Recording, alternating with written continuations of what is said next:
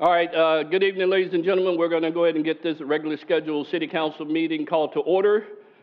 First thing we're going to do is we're going to stand for a moment of silence to observe honor our military men and women serving across the world. And then we're going to have the Pledge of Allegiance. It's going to be led by Council Member Dodd.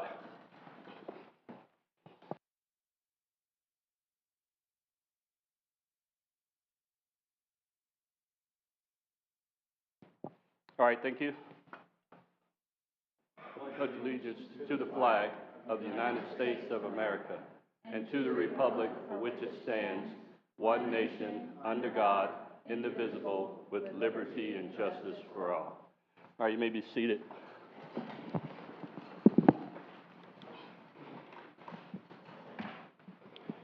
All right, Madam Clerk, roll call, please. Mayor Jones. Here. Vice Mayor Nunn. Here. Councilmember Dixon. Here. Councilmember Dodd. Here. And Councilmember McPartlin. Here. Thank you.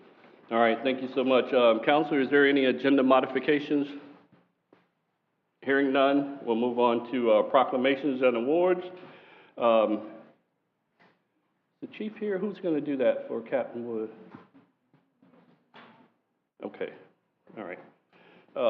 We have Captain Wood. Captain Wood, please come forward.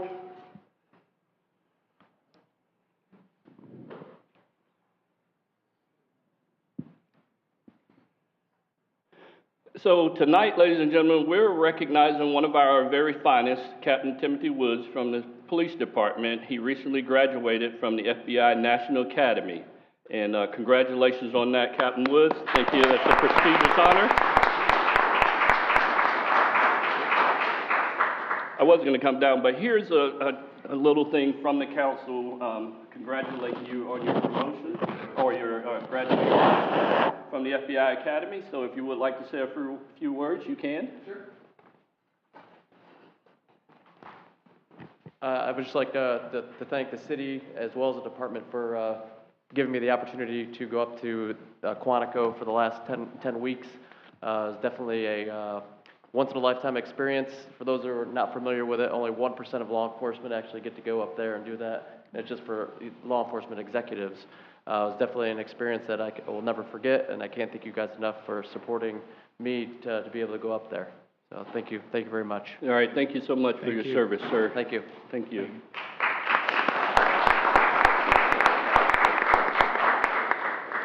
All right, next we're going to have a presentation by the United Way of Indian River County. Mr. Nate Bruckner, please come forward. Good evening, and thank you for having me. United Way started with a vision to make our community better 60 years ago. We're still executing that vision today, and we've been executing that vision by finding new solutions to old problems, by mobilizing the best resources, and by inspiring individuals to join the fight against our community's most daunting social crises. United Way of Indian River County runs a community-wide campaign raising money for critical human services, coordinates a community investment process unique to United Way, provides emergency and special project grants, coordinates volunteer-run programs, and runs the United Way Center, which houses our community room, boardroom, and nonprofit incubation center. United Way collaborates with local businesses, governments, and nonprofits to meet the most pressing social service needs in Indian River County, large and small, from working to solve overarching needs such as accessible health care for low-income individuals, to keeping children involved in positive, structured youth activities. United Way has a finger on the pulse of our community. We focus on the health, education, and financial stability, the building blocks for a good life and a strong community. In 2022 alone, United Way invested a little over $1.5 million in 45 programs run by 34 partner nonprofits across Indian River County. We have a volunteer income tax prep program called VITA, which served 1,394 residents of Indian River County, with saving filing fees over $240,000, totaling $1.6 million in IRS refunds for those clients. We've got a new program called Access to Justice, with collaborations between the Johns Island Community Service League, Johns Island Foundation, and the Indian River County Clerk of Court. with 2 locations servicing those members of our community that would not have access to legal services. This is a major win for our community.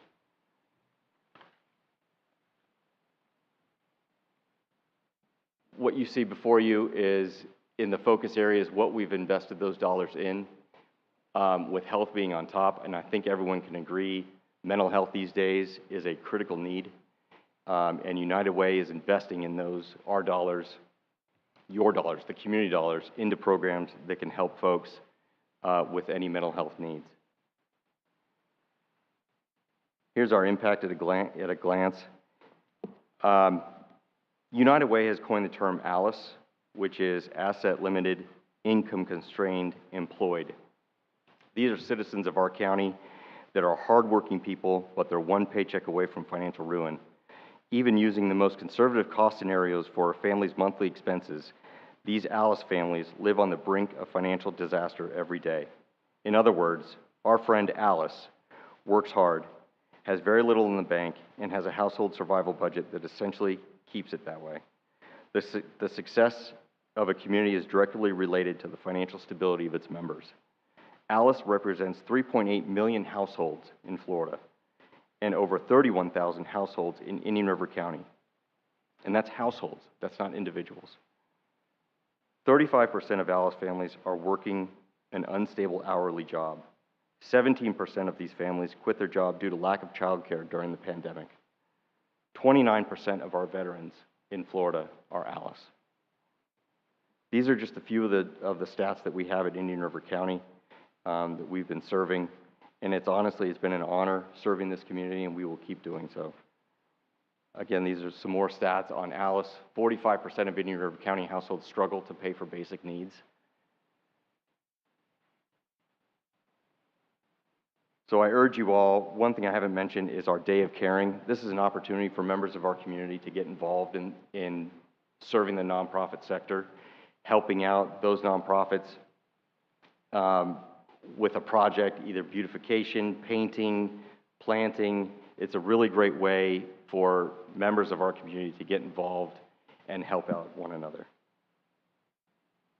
United Way is also the disaster response in need of a hurricane or a natural disaster. United Way will man the Volunteer Reception Center, which will coordinate volunteer responses along with law enforcement to any natural disasters in our county. I want to thank you again for this time to present to the council, and hope you all have a great night. All right, thank you so much, sir. We appreciate you coming. Thank you. All right, next on our agenda, Vice Mayor, could you please read the announcements? I can. Brief announcements. October 10th, voter registration deadline. Remember, if you have always voted by mail, you need to redo that every time after every general election now, so that needs to be done if you intend to do that, vote by mail this year. October 19th, Sebastian Police Department Community Night Out in Riverview Park from 5 p.m. to 7:30 p.m. October 26th, last day to register vote by mail ballot, which is what I was talking about a minute ago. Everybody has to do it this year and before every general election. October 27th, the City of Sebastian and Sebastian Police Department Halloween celebration at Riverview Park. The contest registration begins at 5:30 p.m. Trunk or treat begins at 5:30 p.m. The costume contest begins at 6:15 p.m. The movie night out, Hotel Transylvania, begins at 7:15 p.m. Thank you. All right, thank you so much, sir. Now we're going to go ahead on and move on to, we're going to recess the City Council meeting and convene as a Community Redevelopment Agency. First item on our list is item 7A. Council, what's your pleasure? Mr. Mayor, I move approval of the minutes from June 28th, 2023 CRA meeting. Second that. So we have a motion and a second. Do we have any other discussion? Hearing none. Madam Clerk? Vice Chairman Nunn, Yes. Ms. Dixon, Yes. Mr. Dodd, Yes. Mr. McPartland, Yes. and Chairman Jones. Yes. Motion carries. Thank you. All right, next item on our list is item 7B, consider resolution number R-24-01. We're going to go ahead and open this. City Attorney, please read. Thank you, Mayor. This is the Community Redevelopment Agency Resolution Number 24-01, A resolution of the City of Sebastian Community Redevelopment Agency, CRA, adopting a budget for the fiscal year beginning October 1st, 2023 and ending September 30th, 2024, making findings, authorizing amendments and transfers, providing for conflicts, providing for scrivener's errors, providing for severability, and providing for an effective date. All right, thank you so much. Mr. Benton. Thank you, Mr. Mayor. In accordance with Florida Statute 189.418, subsection 3, a community redevelopment agency shall adopt a budget by resolution each fiscal year. And so we have included and provided you all with the CRA budget for fiscal year 23-24, which begins October 1st, 2023, and ends September 30th, 2024. If you all have any specific questions, we'll be happy to answer those. All right, thank you very much, Mr. Benton. Is there anyone from the public who would like to comment on this? Do we have anyone on Zoom? No one has raised their hand. All right, public input's closed. Council, what's your Mr. Mayor, Exhibit A was not in my packet. Exhibit A? Exhibit A, which is actually the budget, was not in my packet. It goes from page 12, which is the item, then the resolution, and then it steps into the next item on the agenda. So the actual budget itself was not in the packet. The total numbers are referenced in the recommendations paragraph on the transmittal, but the actual budget itself was not in the packet. I don't know if you guys missed it or not. It should have been. It should have followed page 15.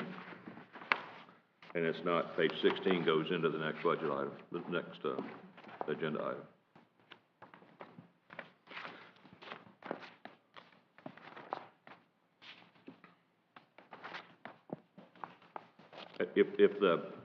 If Ken's got it, maybe he can put it on the overhead or something, so we can at least say that we saw it before we approve this, or.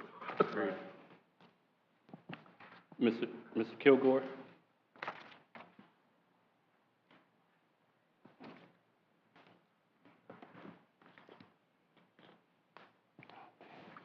I'm sorry for not bringing this up earlier, Mr. Benton, because I just noticed it when I was looking at that before I came down to the meeting, so.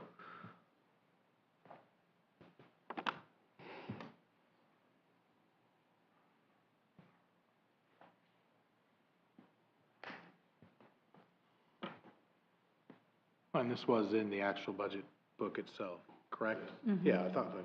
Yeah. Okay.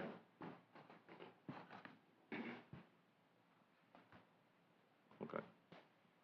Of course, the CRA budget is a part of the overall Yes. general fund budget, so you'd find I know. these same pages. I just want to make, since the actual agenda transmittal referenced the budget as being there, I thought maybe we should at least look at it, and then when we've got it, we're okay. You can go ahead, Mr. Kilgore. And in that case, I move approval. Yep. All right. We have a motion to approve. Do we have a second? Second. All right, so we have a motion and a second. Any further discussion? I would say, could we just add the budget in for this meeting, or it's too late? You could, No, the So there budget's would be in. reference. Okay, so let me modify my motion. I move approval with the actual budget item being provided for the record. Exhibit A being provided for the record. And who had the second? you can take legislative notice of that and incorporate it, correct? Yes. Yes. Yeah. Yes, sir. All right, so the motion and second. Yes. Madam Clerk? Ms. Dixon? Yes. Mr. Dodd? Yes. Mr. McPartlin? Yes. Chairman Jones? Yes. And Vice Chairman Nunn? Yes. Motion carries. Thank you. All right, moving on to item 7C, consideration of a motion making a recommendation to the City Council on how best to pursue the redevelopment of Harbor Lights property. Mr. Benton? Thank you, Mr. Mayor. So this was the second time that we have put out an RFP for the Harbor Lights property. The first time was approximately 2 years ago we did it. While the existing hotel building was still there, we received no bids at that time. We once again put it back out for a second time this year. We had demolished the building. We had abated the gas tanks that were on the site, gotten clearance from DEP in regards to that. And so we put it out for bid for a second time. Once again, we received no bids. on this property. So currently what we're looking for is a recommendation from the CRA board to the city council in regards to what you all would like to see happen with this property as we go forward. All right, thank you so much, Mr. Benton. You know, my recommendation for this board would be to move it to the city council for further consideration. Do we want to provide a recommendation when we do that? Well, we can, Okay. yeah. Because okay, the building that we lease to the chamber, which is adjacent to this, and the chamber parking lot actually abate this property. Right. Or abut this property, not abate, abut this property.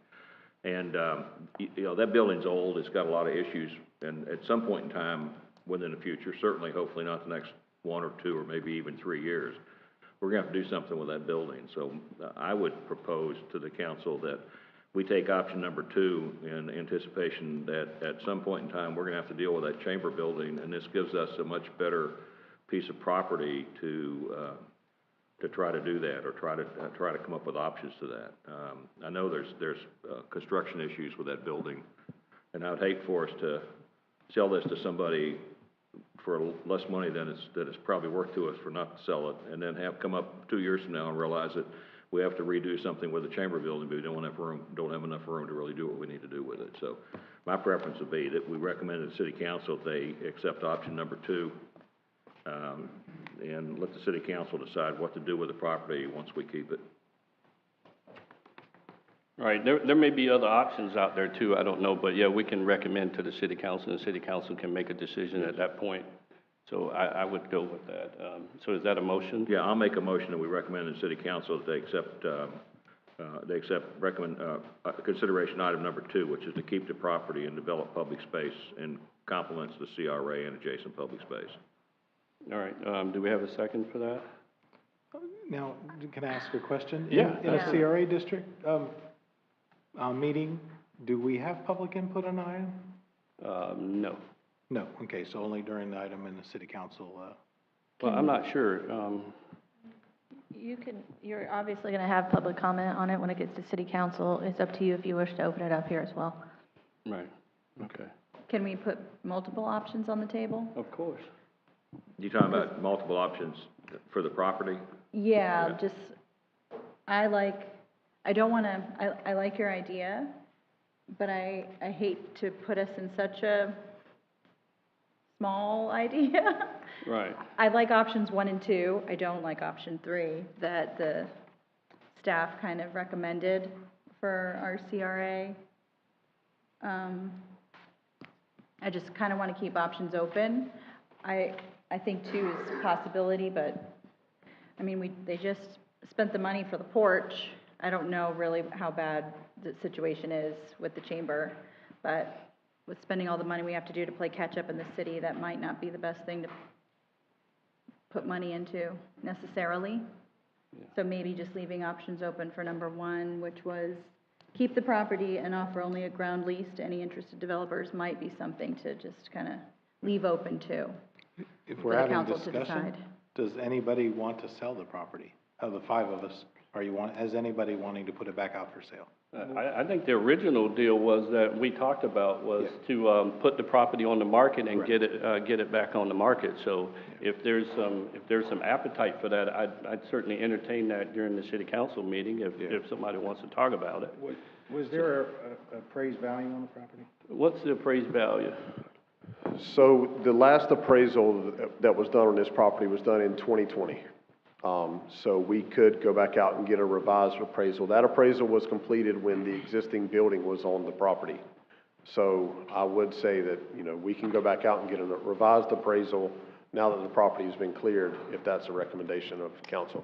And I will say, we are bound by Florida statutes when we go as far as how we're going to proceed with the property if we are going to look to potentially sell it. The requirement will be that it has to be in the public interest for uses in accordance within our community redevelopment plan. So any potential sale would have to include uses that are in our CRA master plan and consistent with our CRA.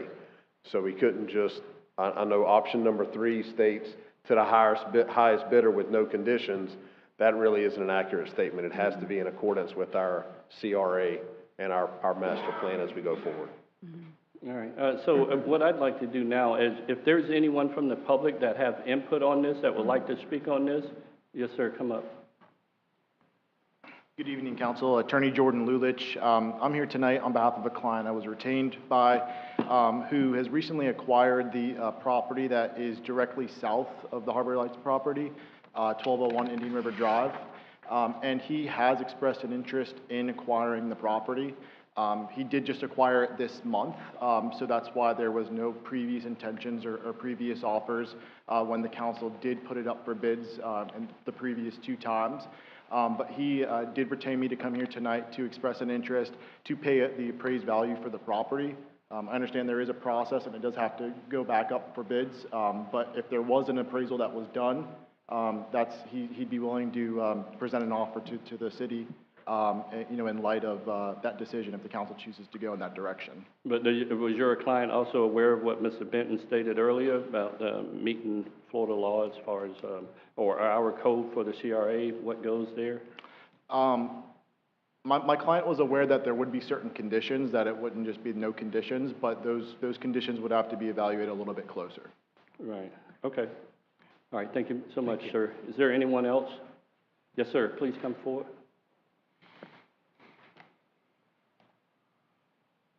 Good evening, Council. Damien Gilliams. Congratulations, Brian.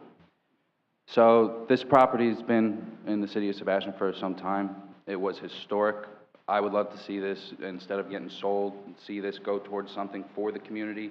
It's an excellent piece of property right there overlooking the water. I understand if you need to do something to Chamber of Commerce at some point, it's a great piece of property to hold on to. But if you go down there on a good day, all of the parking spots there are always filled for the boat ramp. So we could certainly use more parking down there. And I know that we need some extra slips in the community also.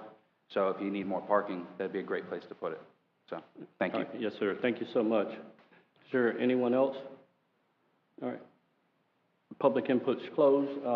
Any further deliberations? Well, actually, Mr. Mayor, after the conversation has taken place, since there was no second on my motion, I'm going to make another motion. That is that exactly what you said at the beginning of the conversation, that the CRA take no action on this item and move it forward to the city council meeting. Good idea. Second. All right, so we have a motion and a second. Any other discussion? I would just like to remind that the property for sale is the west side of Indian River Drive. It does not include the water side of Indian River Drive. That is still correct? Okay. Yes. Just wanted that clarified. This does not include the waterfront property. Right. Okay. All right, Madam Clerk? Mr. Dodd? Yes. Mr. McPartlin? Yes. Chairman Jones? Yes. Vice Chairman Nunn? Yes. And Ms. Dixon? Yes. Motion carries. Thank you. All right, thank you so much. Next item on our list is item 7D, request for proposal for RFP number 23-11. Mr. Benton, or do we? Thank you, Mr. Mayor. So RFP 23-11 was released on May 15th with a mandatory site visit that was required. So any potential proposals, those applicants and proposers had to be at the mandatory pre-bid meeting, which took place on June 7th, and then the RFP documents were due back on July 14th.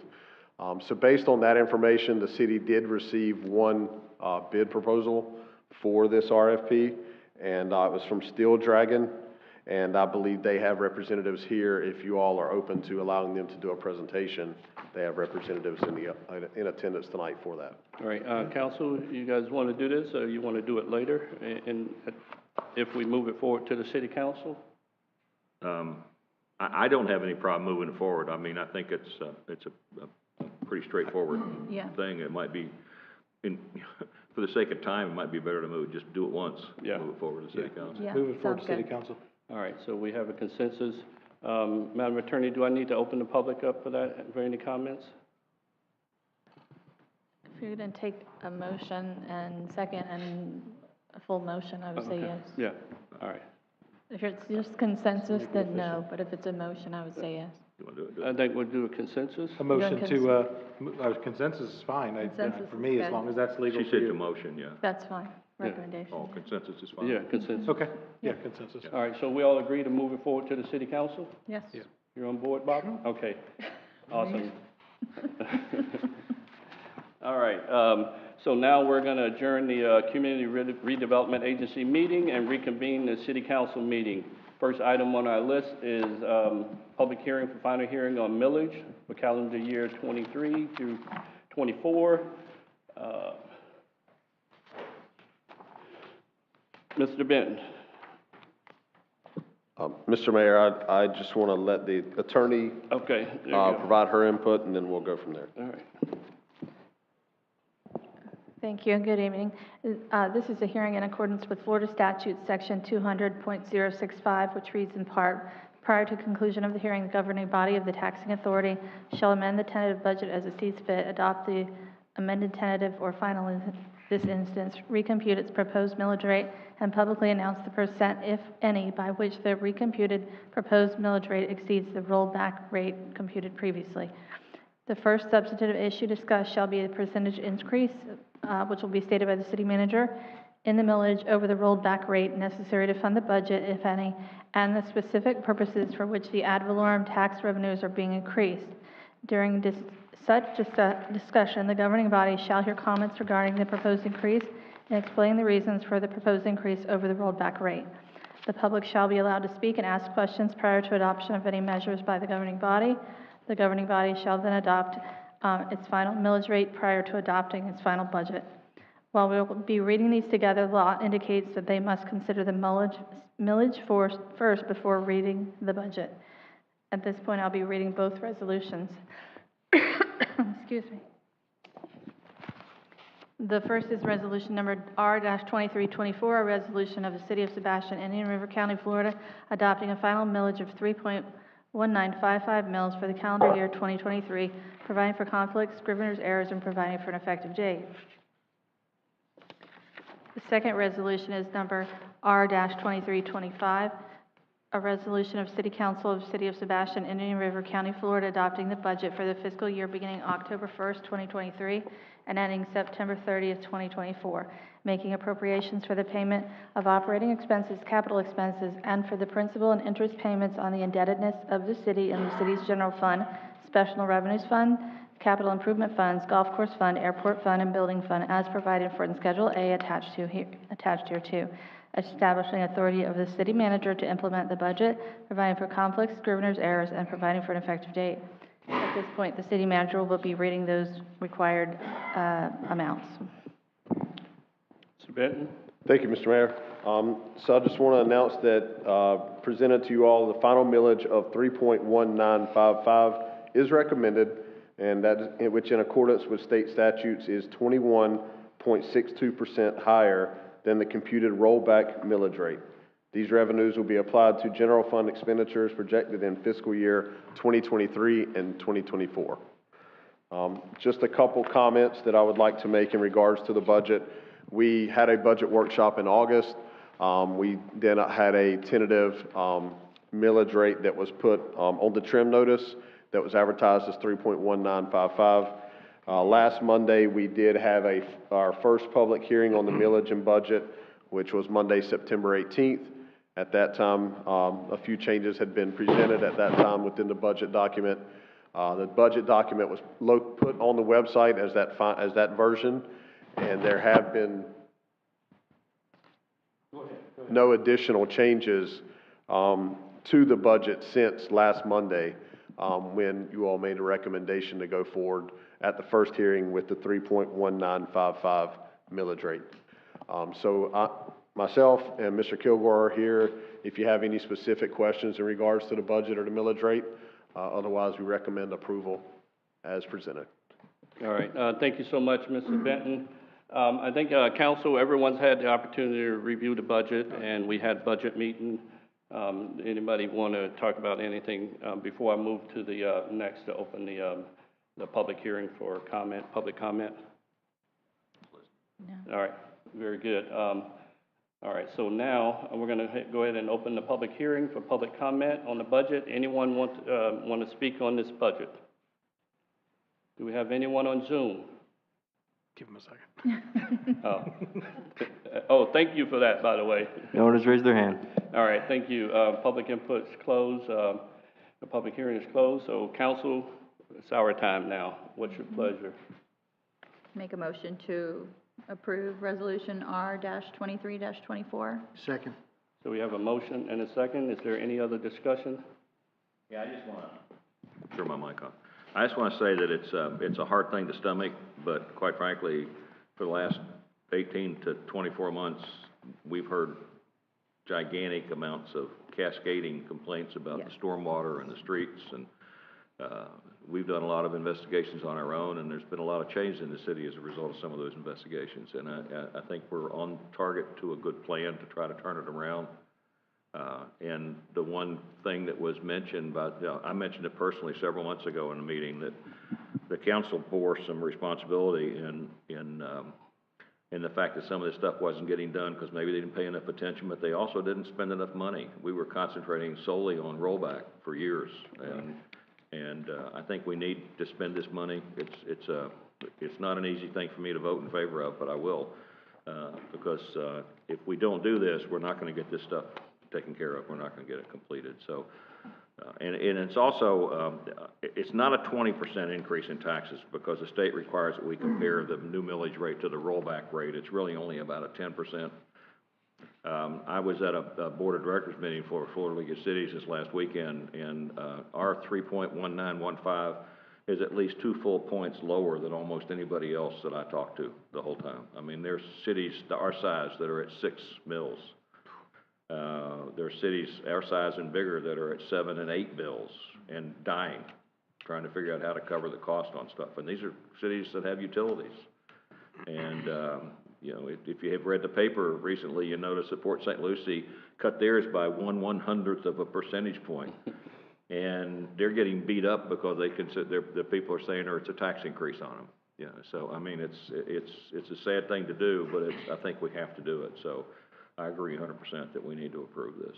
Yeah, not only that, we've been kicking this can down the road for a long time, and our staff and our level of service to our residents has suffered as a result of that, and we can no longer do that, because if we continue down that road, it's just going to compound over the next few years, and it's going to be quadruple what it would be now. So it's very important that we move forward on that. All right, so do we have a motion? Yes. Yes. And a second? Yes. All right, any other discussion? No.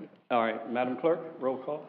Councilmember McPartlin? Yes. Mayor Jones? Yes. Vice Mayor Nunn? Yes. Councilmember Dixon? Yes. And Councilmember Dodd? Yes. Motion carries. Thank you. All right, what are we on, item B? Yes. All right, item B, the city attorney has already read that. Mr. Benton, do you have anything further? The budget was presented at last Monday's first public hearing. There have been no changes since that time. It's been advertised on the website. It's been uploaded to that as of last Monday. So at this time, we would request approval of the FY 23-24 budget via resolution R-23-5. All right, thank you so much, sir. Is there anyone from the public who would like to speak on this? Anyone on Zoom? Nobody's raised their hand. Okay, public input's closed. Council? Mr. Mayor, I'd like to make a motion to approve Resolution R-23-25. So we have a motion. Do we have a second? Second. All right, so we have a motion and a second. Any other discussion? Hearing none, Madam Clerk? Mayor Jones? Yes. Vice Mayor Nunn? Yes. Councilmember Dixon? Yes. Councilmember Dodd? Yes. And Councilmember McPartlin? Yes. Motion carries. Thank you. All right. Mr. Mayor, if I may. Yes, sir. I just wanted to wait until after the vote. I apologize. But I just want to recognize our staff, entire staff, our department heads, and specifically our finance department, Mr. Kilgore and Ms. Smith. They do a great job with this, and they've kind of, as I've mentioned before, Mr. Kilgore has walked me through this process and helped me all along the way. So I just want to recognize everything that they've done specifically, but then all of our departments and specifically our department heads in these discussions in regards to the budget. So just want to thank them. All right, thank you, and thank you, Mr. Kilgore, for holding his hand, because he definitely needs it. He's fresh in this, so you're doing a great job, Brian, and the whole staff is. So thank you guys so much for presenting this balanced budget for us. Next item is item C, City Attorney. Thank you, Mayor. City of Sebastian Resolution Number R-2326, a resolution of the City of Sebastian, Indian River County, Florida, adopting financial policies governing various areas of budget and finance as provided for in Attachment A, providing for conflicts, providing for scrivener's errors, providing for an effective date. All right, thank you so much. Mr. Benton. Thank you, Mr. Mayor. So this item is our standard financial policies that we have to follow in regards to our purchases and finances as we go through the fiscal year. I will mention one of the things that we are currently looking at is our procurement policy. So currently what you're approving is what we currently have in place, but we are looking at our procurement policy as we go forward through this fiscal year at some potential changes with that. But what you have before you is what we currently follow, and that's what we're requesting approval for. All right, thank you so much. Is there anyone from the public who would like to speak on this? Anyone on Zoom? Nobody's raised their hand. Public input's closed. Council? Mr. Mayor, I'd like to recommend that everybody in the city read these 9 pages. Yes. Quite frankly, if you look at the budget, you'll get bored. I know, sorry, Ken, but it would put us all to sleep to try to go through all those numbers. But these 9 pages is a summation of the things that are being done and will be done by the city staff to try to protect the city's resources and finances. And it'll be very important to see this. In particular, the part about reserves, about how the city is protecting themselves in the long run from something happening that's dramatic. Those kinds of things that are in here, very important. So I think anybody in the city who wants to understand how the city handles their finances needs to first read these 9 pages before they go further than that. And on that, I will recommend approval of Resolution R-2326. Second? All right, so we have a motion and a second. Do we have any further deliberation? Madam Clerk? Vice Mayor Nunn? Yes. Councilmember Dixon? Yes. Councilmember Dodd? Yes. Councilmember McPartlin? Yes. And Mayor Jones? Yes. Motion carries. Thank you. All right, moving on to item 9D, City Attorney. Resolution number 23-27, a resolution of the City Council of the City of Sebastian, Indian River County, Florida, adopting a 6-year capital improvement program, for fiscal years ending 2024 to 2029, providing for repeal of resolutions or parts of resolutions in conflict herewith, providing for severability, providing for scrivener's errors, and providing for an effective date. All right, thank you so much. Mr. Benton. Thank you, Mr. Mayor. So with this resolution, we're requesting approval of our 6-year capital improvement program for fiscal years 2024 through 2029. This has been fully presented in our previous public hearings regarding the budget, also our budget workshop in regards to what our capital projects are as we go forward this fiscal year, but then as we look ahead 6 years as well. So we would recommend approval of the capital improvement plan for the next 6 years. All right, thank you so much, Mr. Benton. Is there anyone from the public who would like to speak on this? Anyone on Zoom? Not at this time. All right, public input's closed. Council? I'd like to move approval of resolution number R-23-27. Second? So we have a motion and a second. Do we have any other discussion? Hearing none, Madam Clerk? Councilmember Dixon? Yes. Councilmember Dodd? Yes. Councilmember McPartlin? Yes. Mayor Jones? Yes. And Vice Mayor Nunn? Yes. Motion carries. Thank you. All right, next item on our list is, here we go. 9B. There you go, okay. Second reading, City Attorney. Thank you, Mayor. This is a second and final public hearing on ordinance number 0-2309, an ordinance of the City of Sebastian, Florida, authorizing the exchange of parcels pursuant to Section 2-93, City of Sebastian Code of Ordinances, regarding the conveyance of a 2,984.6 square foot parcel from Schuman Road, Indian River LLC to the city in exchange for conveyance of a 2,977.43 square foot parcel from the city to Schuman Road, Indian River LLC. describing each parcel, finding the terms and conditions of the exchange of parcels to be in the public interest, providing for scrivener's errors, providing for conflict and severability, and providing for an effective date. All right, thank you so much. All right, council, on page 4, the numbers are a little off, but they're correct in the backup. Under the ordinance, it says 2.985.10. It should be 2.984.6. Those numbers are correct, and also the second number, I think it's 2,977 point whatever, but it should be 0.43. Yeah, 2,977.43. It's correct in the backup, it's just not correct on this page, so just for your information. It's correct in the advertisement, too. Yes, it's correct in the advertisement. Just want to make everybody aware of that. Mr. Benton. Thank you, Mr. Mayor. So this is back for a second reading. This is a petition for a voluntary land swap at property located along Schuman Drive. The city will receive some additional benefits with this land swap in regards to the property, discussions with the property owner, that will include some median upgrades, a sidewalk that will connect from the railroad tracks all the way down to US 1. And I know Dory Bosworth from Community Development is here if you have any specific questions with staff. And then also I believe the applicant is here as well. So I can turn it over to Dory if you have anything additional. Dory, let me go ahead and do public input first, because there may be something that comes up, so we'll see. Is there anyone from the public who would like to speak on this? Anyone on Zoom? Not at this time. All right, Ms. Bosworth, you can proceed.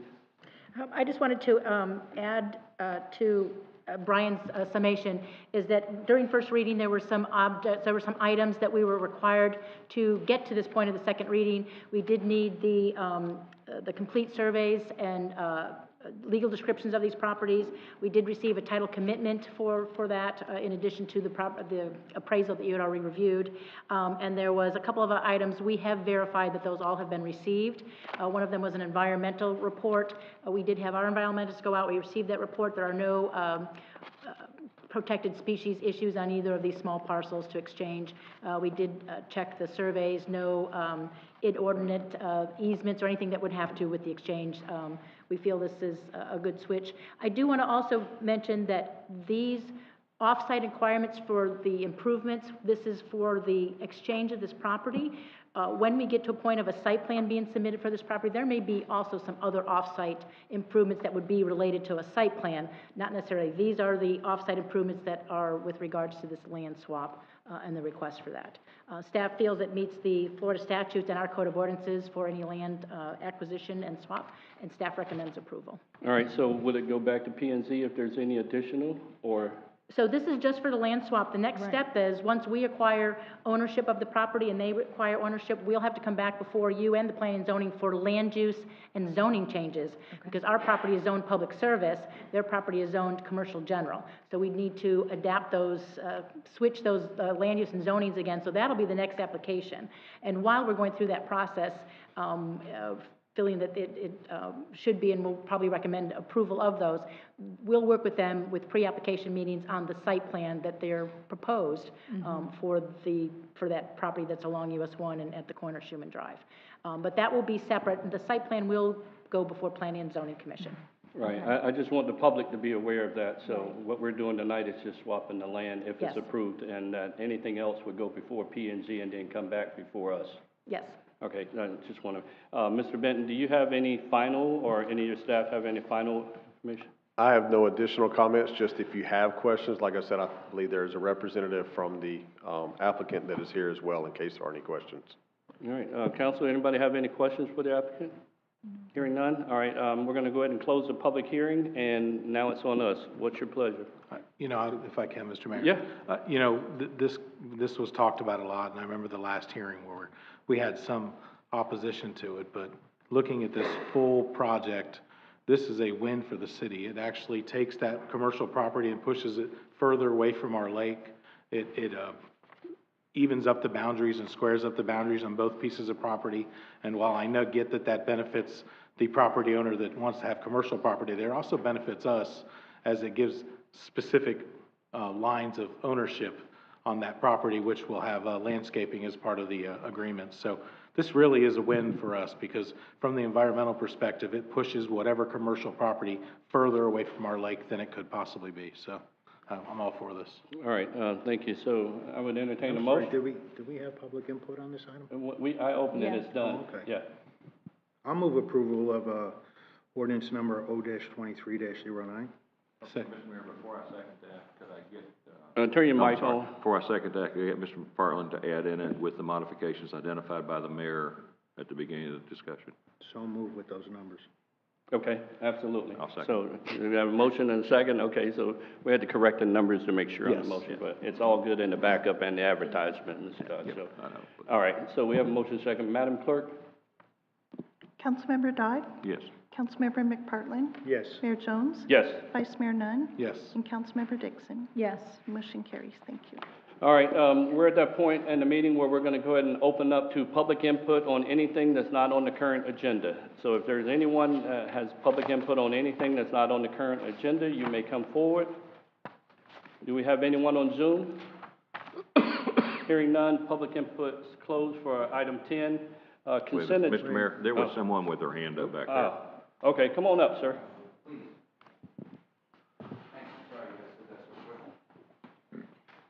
Good evening, Damon Gilliams again. I'm here this evening to talk to you guys about something that's really near and dear to me personally as somebody that I've been born and raised here. Since 1992, I've been here in Sebastian, and since then, I have been fishing off of these docks at the end of Indian River Drive, right there next to Riverview Park. Last meeting, you guys had already approved to take those docks, the right dock, the southernmost dock, and take the last 6 slips and repurpose those slips for government boats. I'm here today to ask you guys to please reconsider that decision, take a step back, do some workshops, allow the community to come up here and discuss this, because I don't think the residents have any idea that you guys are doing this. You're taking a dock that I personally go fishing out there at 2 o'clock in the morning sometimes. I see people fishing out there all the time. Can't really park your boat there because the boat cleats are gone. If you go out there and look at the ladders are covered in barnacles. You really can't climb up them. You really can't use those docks. 3 years ago, I used those docks coming back from the island, and the ladder came off of the dock while I was climbing up my boat. Lucky enough, there were 2 city employees at the end of the dock, and I mentioned something to them. And you know what they did? They removed that ladder, and that ladder to this day is still not there, 3 years later. So, last meeting, you guys sat up here and you said nobody uses these docks. I beg to differ. These docks are in disrepair, and you can't use these docks. They're unsafe. Some of them actually have caution tape and they're boarded up. This is wrong. You guys need to take a step back and reconsider this. Now, I understand that your leases for your government boats at other facilities are up, and that the prices are going up, and you need somewhere to put your government boats. That's fine. We've got really great government boats. Let's put them somewhere that we can be proud of. You just did this entire commercial fishing area over there that the citizens have no access to. I'm sure we can expand our submerged land lease so that we can put these boats over there, right next to the parking lot that you guys can put in right next to the chamber. Taking away these 6 slips is wrong. You guys have not maintained these docks for years, and you're going to put in electric lifts. You're going to allow your boats to be there permanently, and we can't leave our boats there now. Please reconsider. You can put another arm on that dock. You can add slips. You do not need to take away from the citizens. You can give, and we can add, and we can improve. Thank you. All right, thank you so Please much. consider it. Yes, sir. Thank you so much for your input. Is there anyone else? Yes, sir. Come forward.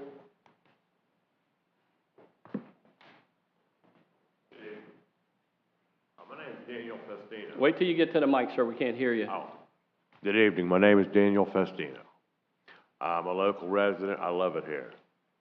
My father moved here, bought property here 16 years ago. We are Floridians. He bought property here because of the reason he loves to fish. And thank God he came here because this is a beautiful community. My mom would be here if she could, but she's not feeling well tonight. She's 84. But she would like to go walk on them docks like we used to do. She's 84 and just got a hip replacement. She wants to go walk on the docks again.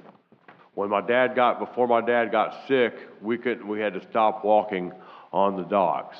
which is the first place he took me when I moved here was down to the docks, the public docks. When I came here, there was always people on the docks, there was people fishing the docks. My father, rest his soul, who, you know, passed away here, he would be standing here with me right now too, I know that, and I just want to say this is a beautiful place. Please, fix the docks. You know, while my mom's still here, I would like to take my mom personally for a walk down the docks again and maybe go hold a fishing pole out there, because that's somewhere she would be able to do that. So please take that into consideration from people and other people I've talked to from the community. Thank you very much. Yes, sir. Thank you so much for your input. Yes, ma'am. Please come forward.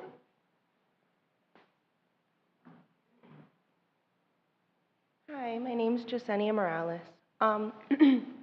I really haven't been in the area long, so I don't have much information to give from my own experience, but I do work in the public. I talk to people on a day-to-day basis. And just to piggyback off of them, this dock thing is a real issue because there are, God, dozens of people that I talk to and interact with on a daily basis that are saying, like, this is a real issue. It's been brought to my attention. I've only been in the area less than 6 months. I personally think this is a beautiful town. It's a beautiful area. I love it here. I've felt like this could potentially be my home for a really long time. But I really do agree with them that you guys need to take some thought and take this into consideration, that this is something that we need. And this is something, like, I'd love to spend more time out there. I went to one the other day within walking distance of my house, and now I find out you guys might be taking it away. I don't like that. So please just reconsider. All right. Thank you so much for your input, ma'am. Is there anyone else? Do we have anyone on Zoom? Nobody's raised their hand. Okay, public input's closed. We're going to move on to consent agenda. Council, what's your pleasure? I'll move approval of the consent agenda. Second. So we have a motion and a second. Do we have any other discussion? All right, hearing none. Madam Clerk? Councilmember McPartlin? Yes. Mayor Jones? Yes. Vice Mayor Nunn? Yes. Councilmember Dixon? Yes. And Councilmember Dodd? Yes. Motion carries. All right, Council, I'm going to ask something here. Under committee reports and appointments, I'd like for us at this point to share our input from the joint meeting with the county at this point, rather than waiting for each one of us to go to our matters to discuss this up front. So if anybody would like to start, we'll start with Mr. McPartlin. Mr. McPartlin, what was your takeaway from that? We'll just go to your end and go forward, so. I thought it was very good. I thought there was open communication. I thought the facilitator did very good, keeping people on point. And, you know, there were members of the public. I wish it was a taped meeting that you know, people who couldn't attend in the morning, that they could see it. But I think, you know, communication is good. There's different, like I had mentioned, you know, there's new administration at the county, there's new administration in the city, and I know Mr. Benton had been talking to Mr. Tikanich well before this meeting ever occurred. So I think, you know, we're not going to agree all the time. And the county has to basically, they're protecting the county. And the city, we have ours. And sometimes we're going to butt heads. But at the end of the day, you know, not just Brian is our city manager, but Mr. Tikanich is my county administrator as well. And just, I think blue skies are ahead. Yeah, thank you so much. Ms. Dixon? I do feel it was positive. I think some of the issues that we have had in the past, definitely with miscommunication. For instance, there's a meeting tonight going on that the county didn't realize was occurring during our council meeting. And they really wanted our attendance, and I kind of brought to their attention, well, we'd like to be there, but it's during our council meeting. Right. And the commissioners looked at the staff and were like, you planned it during their council meeting? We needed them there. And so it kind of put them in an awkward position for a minute, and then they, you know, made sure to mention, you know, you need to make sure that this does not happen during the City of Sebastian's council meetings, because we would like their council to attend. So, you know, I think communication will be better moving forward. So I definitely feel that positive things are moving forward.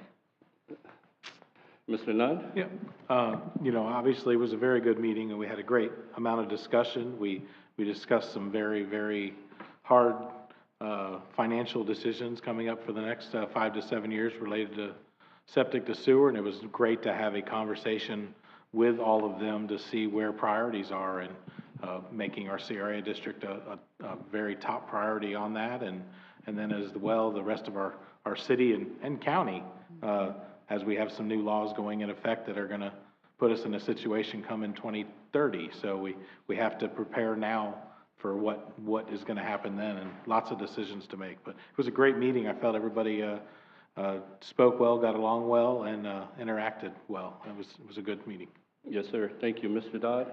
Well, I don't always agree with Larry Resmond, but this morning he wrote a really nice editorial in the paper, so I have to give him kudos for that. Yeah.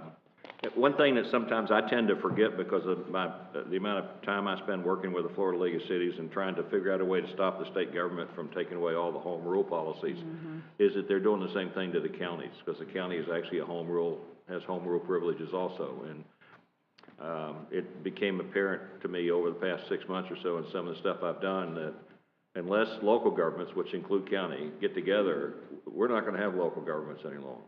I mean, within the next 3 years, that's just my time frame. Within the next 2 to 3 years, the state's gonna preempt the counties and the municipalities from almost every decision that they can make. I don't think anybody at the state came back and asked us if we thought that we could convert 14,000 septic tanks by 2030. Right. When they made the decision that we have to do that. Right. And I just want people to listen to that statement. By 2030, every septic tank in this city has to be converted. That's what the state law is today. And the home rule issue, no one came down and asked us about that. I don't think anybody came down and asked the Indian River County about that. And that's just an example of the stuff that's going on. And so, I think it's imperative that we get together. We have to take it in baby steps. You know, it's kind of like two countries trying to put together a treaty. You can't do everything at one time. You have to take it in baby steps. And I believe that the septic to sewer project that we want to do in Indian River within the CRA is a great beginning, and they were very receptive to that, and seem to continue to be very receptive to that. So I thought it was a good idea. Yeah, all right, thank you. Yeah, I thought the meeting was very productive. I was proud to work with Chairman Joe Ehrman from the County Commission to make this happen, and I thought it was very productive for us. Also, the following day, there was another meeting at the IG Center that I attended. It was a community council meeting put on by the Taxpayers Association of Indian River County, and was pretty much some of the same stuff that we had spoken about. And all of the constitutional officers and all the mayors were there at the round table, including Senator Grahl was there as well. And we spoke about a lot of the things that we spoke about at our joint meeting with the county. And some of those roundtable discussions centered around what does your vision of the future of Indian River County looks like? What challenges are each of you facing, cities, in respect to governmental entities? How can we work together to overcome the challenges in our community in order to realize a more prosperous future for all of Indian River County citizens? So some of those discussions were pretty much the same. Some of the stuff that I hit on, and that meeting is out. If you go to the Taxpayers Association website, they videoed that meeting, so anybody can go to the Taxpayers of Indian River County's website, and you can see that meeting. It was about 2 hours, and we had great discussion with the mayors and all the constitutional officers, and it was very productive, just like our meeting with the county separately on that Thursday. So I thought it was very productive, and I'm so glad that we're all starting to work together to make Indian River County as a whole, because we are residents of Indian River County as well. So those are our county commissioners down there. Those are our constitutional officers. So it's imperative that we continue to work together for a better Sebastian and a better Indian River County. So I want to thank you all for your input on that. We have no unfinished business. Under new business, we're going to go to item 14A, consider resolution number R-23-29, City Attorney. Thank you, Mayor. Resolution number R-23-29, a resolution of the City Council of the City of Sebastian, Florida, requesting the Board of County Commissioners of Indian River County adopt the areas set forth in Exhibit A as areas of limited local acreage pursuant to state law, providing for an effective date. All right, thank you so much. Mr. Benton. Thank you, Mr. Mayor. So this was an item that, about a month and a half ago, I had asked during my staff matters if you all wanted us to look into this option, in regards to the, limited local anchoring areas. So Florida Statute 327.4108, allows the county to establish anchoring limitation areas adjacent to urban areas that have residential docking facilities and significant recreational boating traffic. So in working with the county administrator, he had requested to see if the city wanted to be part of their request whenever they go forward to the state to establish these anchoring limitation zones. So what this does is it basically allows someone within these zones to anchor for 45 days, and then they have to move outside of the area. So it prohibits them from basically setting up shop in one specific area, living there, staying there for longer than 45 days. So one of the requirements with this was that the area had to be less than 100 acres. And so within your packet, on page 396, I included, with the help of our GIS staff, we identified 3 zones that were just shy of 100 acres that basically covered our entire riverfront area that we could allocate within this. In discussions with the county administrator, once I showed him our exhibit, just to be clear, we basically are presenting to you all this full picture of all 3 zones. I don't know that we'll get the full allocation of close to 100 acres in every zone, because the state may come back and require us to have some separation between our zones. So I just want that to be clarified for you all, that we may not get the full allocation of each zone, but we are going to push for that and try to have that included within the county's plan. Final thing is in regards to cost, and speaking with the county administrator, currently there is no cost, but if the areas get approved, there may be some interlocal agreement costs that we have to look into in regards to installation of buoys and signage that the county will have to install per the statute for this. And that is significant signage that's required, so that would have to be something that we could discuss later on once the state accepts portions or all of our areas to be designated. So with that, tonight we do ask for your approval of Resolution R-23-29. All right, thank you so much, Mr. Benton. Is there anyone from the public who would like to speak on this?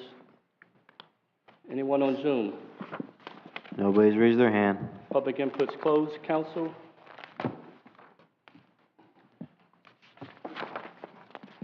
Wait a minute. Let me make sure everybody's awake up here. You guys awake? Oh, yes. Okay, there you go.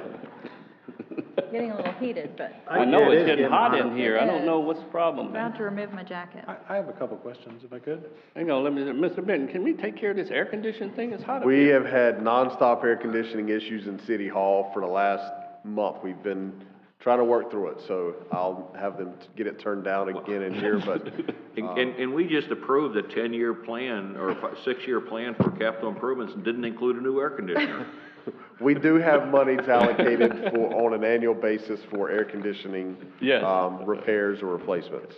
Yeah, you guys are doing a great job, but it's just been hot this summer, so, a lot of things happen. I feel We like understand. it just kicked on. Yeah, somebody went and turned the thermostat down. I feel cooler. Imagine that.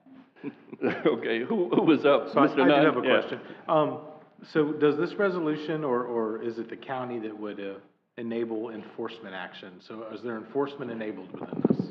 So one of the things that I did ask when this initially came out was, does the county have the authority for enforcement and how the enforcement would take place? It's going to be kind of an interlocal, interagency type situation with the enforcement measure of this. Currently, we have an interagency where the Sheriff's Department, FWC, and our Police Department are all kind of covering our waterway areas. So it would continue with this. But yes, we would have to have some, not additional, but increased enforcement within these zones from our police department would be needed, yes. Okay. And they're prepared for that, right? So, it would be an item that hopefully we've got a few more officers on staff currently with our levels. That's one of the things that we are a little lacking on is our water presence. But once we get our staffing levels up, that'll be something that will be in the forefront of going forward with our water enforcement measures. Yeah, I have talked to our Marine officer about this, and obviously he's very excited about this going through because it gives him some teeth.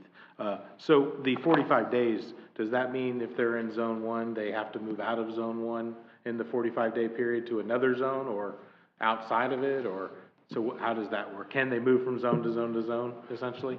So this isn't a solve-all measure, right? I mean, if you look at the map, they can go on the other side of the intercoastal waterway and anchor. However, in our most recent ordinance that we passed, there is some additional language that helps us with our enforcement of this and hopefully with this resolution from the county. So in regards to the 45 days, they would have to completely remove themselves from the anchoring limitation areas that are designated within that area. So they couldn't just go from one to the other to the other. They would have to completely remove themselves from those anchoring limitation areas. However, unless the county designates the area that we don't have control of on the east side, that is a move just over to the east side. However, our boundaries prohibit us from going on the east side of the waterway. Does that count like boats that are like permanently anchored on the side of an island right now? It would include those, and I'll say this, you know, one of the things, and with our Marine officer, we've had numerous discussions. We're following through on the derelict vessel process. The issue we're running up against currently, and this isn't just derelict vessels, it's other vessels that are moored within our boundaries.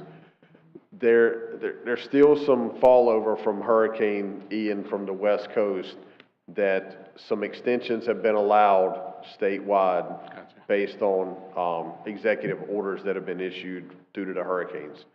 So that we're fighting up against that. Hopefully that kind of works itself out soon with those executive orders kind of coming to an end, and then we can continue down the pathway of our enforcement measures. Thank you. Right, as it relates to the derelict vessels, I serve on the Beach and Shoreline Preservation Committee, and that's one of our tasks is to make sure that those derelict vessels are moved, but it's a fish and wildlife thing, and they have to go through a long process. And if you were to tag a boat, let's just say we have one next to the island that's on its side, we were to tag that boat, if it floats and moves down a little bit, then they have to start the process all over because it's a different spot. So it's a long process to get these derelict vessels removed from our lagoon, but we are working very hard on that through the Beach and Shoreline Preservation Committee to stay on top of that and make sure that these vessels are tagged and then at the proper time removed.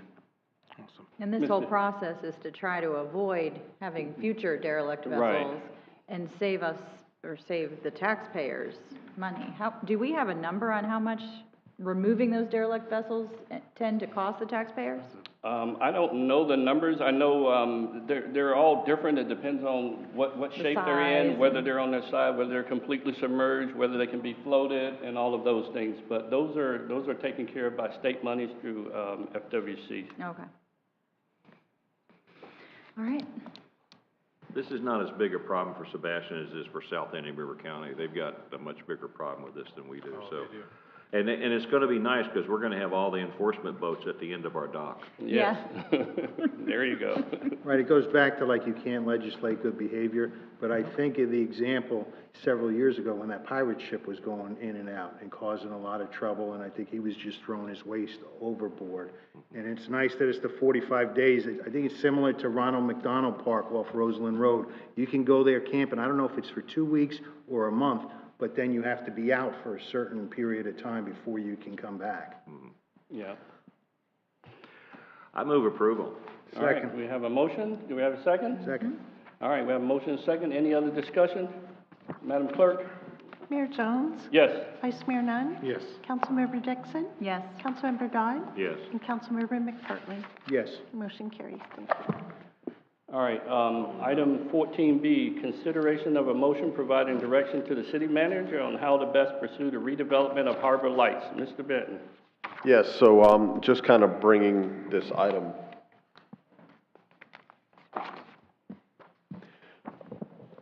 Just bringing this item that came from the CRA board now to the city council, in regards to just looking for some direction on how you all want us to proceed with the Harbor Lights property.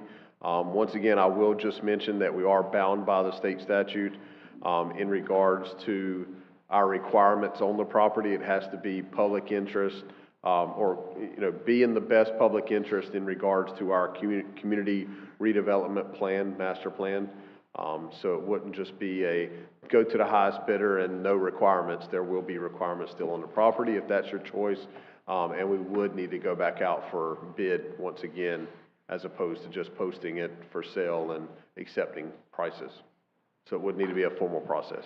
Right, so I would suggest, Mr. Dot, you can go ahead. Well, the last time we put this out for bid in an RFP, we did, I think, similar to what we're going to talk about, a response to an RFP later for another piece of property, but we asked for a conceptual diagram or a conceptual design of what they wanted to do with the property, and we wanted to reserve the right of basically disapproving that conceptual design as a way to not award the RFP to an individual. Right. And so I would, given the conversation we had as a CRA board, I would say that it might be appropriate for us to ask the city manager to go back out to bid with an RFP under those same guidelines, that we want to see not only a request for proposal that outlines how much you want to pay us for the piece of property, but also provides a conceptual definition of what you want to do with the property. And at the same time, of course, he'll have to update the appraisal on it so he knows what the RFP response sounds like. Right, if that's a motion, I'll second it. Right, that's what it is. Okay, then I'll second that motion, so. So, can you repeat the motion for Mr. Benton? All right, the motion is, that the city issue a new RFP for the potential sale of this property. The RFP requirements would include a conceptual design of what the potential purchaser wants to do with the property. Yeah, similar to before. Yeah. So and the city council would have the right to not select a response based on that design, not just based on the purchase price. Correct. So one question I have is, would you all like for us to bring the RFP document back to you to remove certain elements, or do you want us to go with what it says currently and then see what responses we get, or remove requirements that aren't required based on our CRA requirements and see what we get? Yeah, I personally can live with using the same RFP document, just making sure it meets the current legal requirements. Myself as well. Yeah. I mean, it'd have to be re-reviewed by legal to make sure it meets any current legal requirements, but. Barring that, yeah. Yeah, and my second stands based on that. Okay. Any other discussion? Well, I think we need an updated appraisal for that. Well, that's what piece we're of gonna property. get. They're gonna do that. And then, I'd rather than just put a for sale sign on it, once I know what it's kind of worth, and whatever can be built there, that's what they build, because, I think maybe a lot of people didn't bid before because all these restrictions were kind of going in, and they had no idea what the council would say. All of a sudden, something that they're allowed to build there if they just bought it, and we say no. So I think that's probably why there was not a lot of offers. So I'd like to get the appraised value, and then we think, and maybe it's, usually stuff is selling for more than appraisal, put the price on and sell it. I'm just personally not interested in seeing a single-family house built on that piece of property. Right.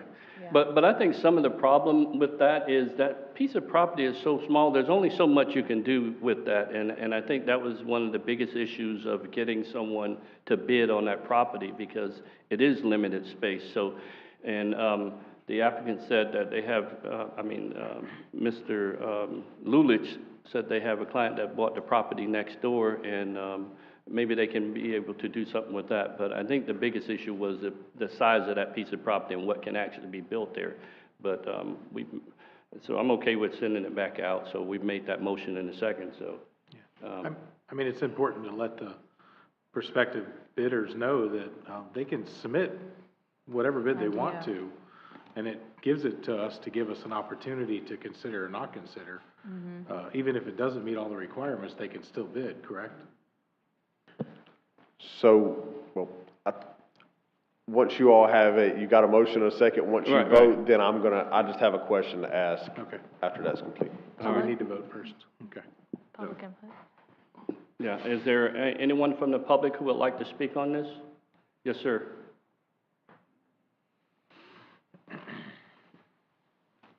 Good evening. My name is Joe Cataldo.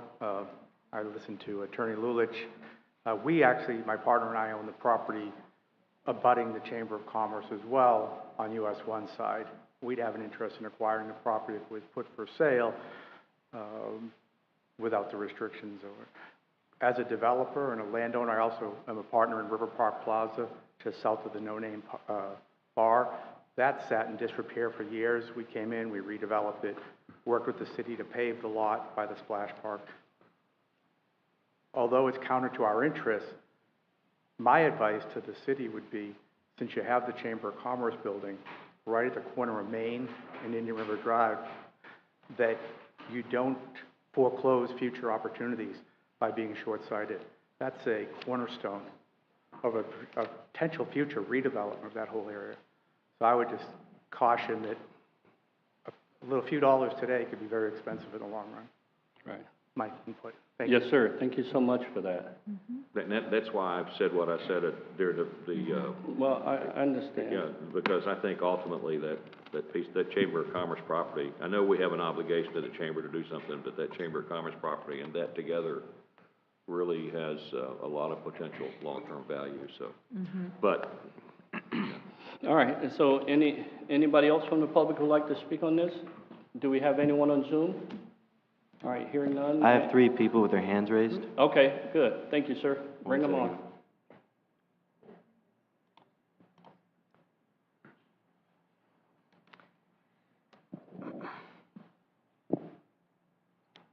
Yeah, hello, Florida. Hello, can you hear me? Yes, go ahead. Okay, I would just like to address the county and the state. Name and the position, please. Okay, my name is Tom Matson, 14B.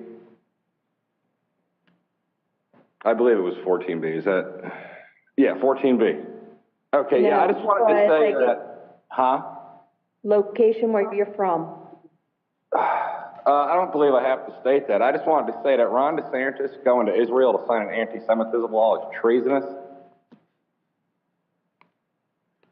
Something to do with Israel? I didn't understand. You can go ahead and move on. Mayor, you're in control here. Okay, what is it that you'd like to say, sir? I would like to address how DeSantis going to Israel to sign a bill that. That's not. Yeah, but what's that got to do with item 14B? It's horrible that he's owned and operated by these Jews, and he's signed. You can cut that off. Cut him off. Thought I heard him right. All right, is there anyone else? I have 2 more. Okay, bring the next one in. Might be one of those nice.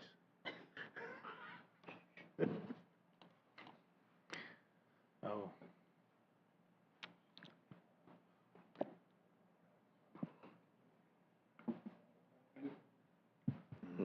He's got permission. It might be the same thing. He's got permission to talk. Oh, who muted us? Yeah, okay, go to the next one. Wait, can you hear me? Yeah, go ahead, sir. What's your name? My name is Ray Sisgoy, and I'm over here on Oak Street. And I just wanted to say what we could do with that property is we could expand it, build it up a lot more higher, and we could throw all the dirty kikes and niggers. See? It's the same thing. Cut him off. I don't know. I have 1 more. He'll be along the same lines. Okay. Maybe quicker on this one. Could he, Mr. Mayor, maybe vet him first before letting him through? Yeah. Can you talk to them before they come on and see what they're talking about? No? I mean, we can't really, Okay, well, that's fine. Bring them on. We'll address it at that point. Hello, my name is Katie Anwar. I live over on Council Boulevard, number 23, and the apartment complex is down there. And I just am wondering, why is the city spending $750,000 during this current housing market to buy this motel. If we wait another 2, 3, maybe 5 years, this Jewish housing bubble will completely collapse.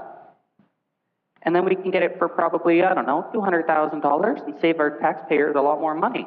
I think that it would be better for the city council to wait until the Jewish economy goes and slows right down, because, you know, the Jews control our markets, the economy, and the media.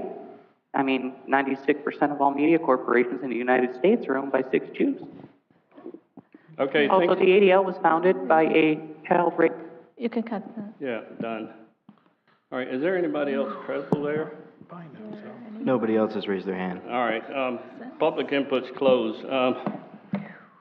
So we have a motion and a second. Madam Clerk, any other discussion from us up here?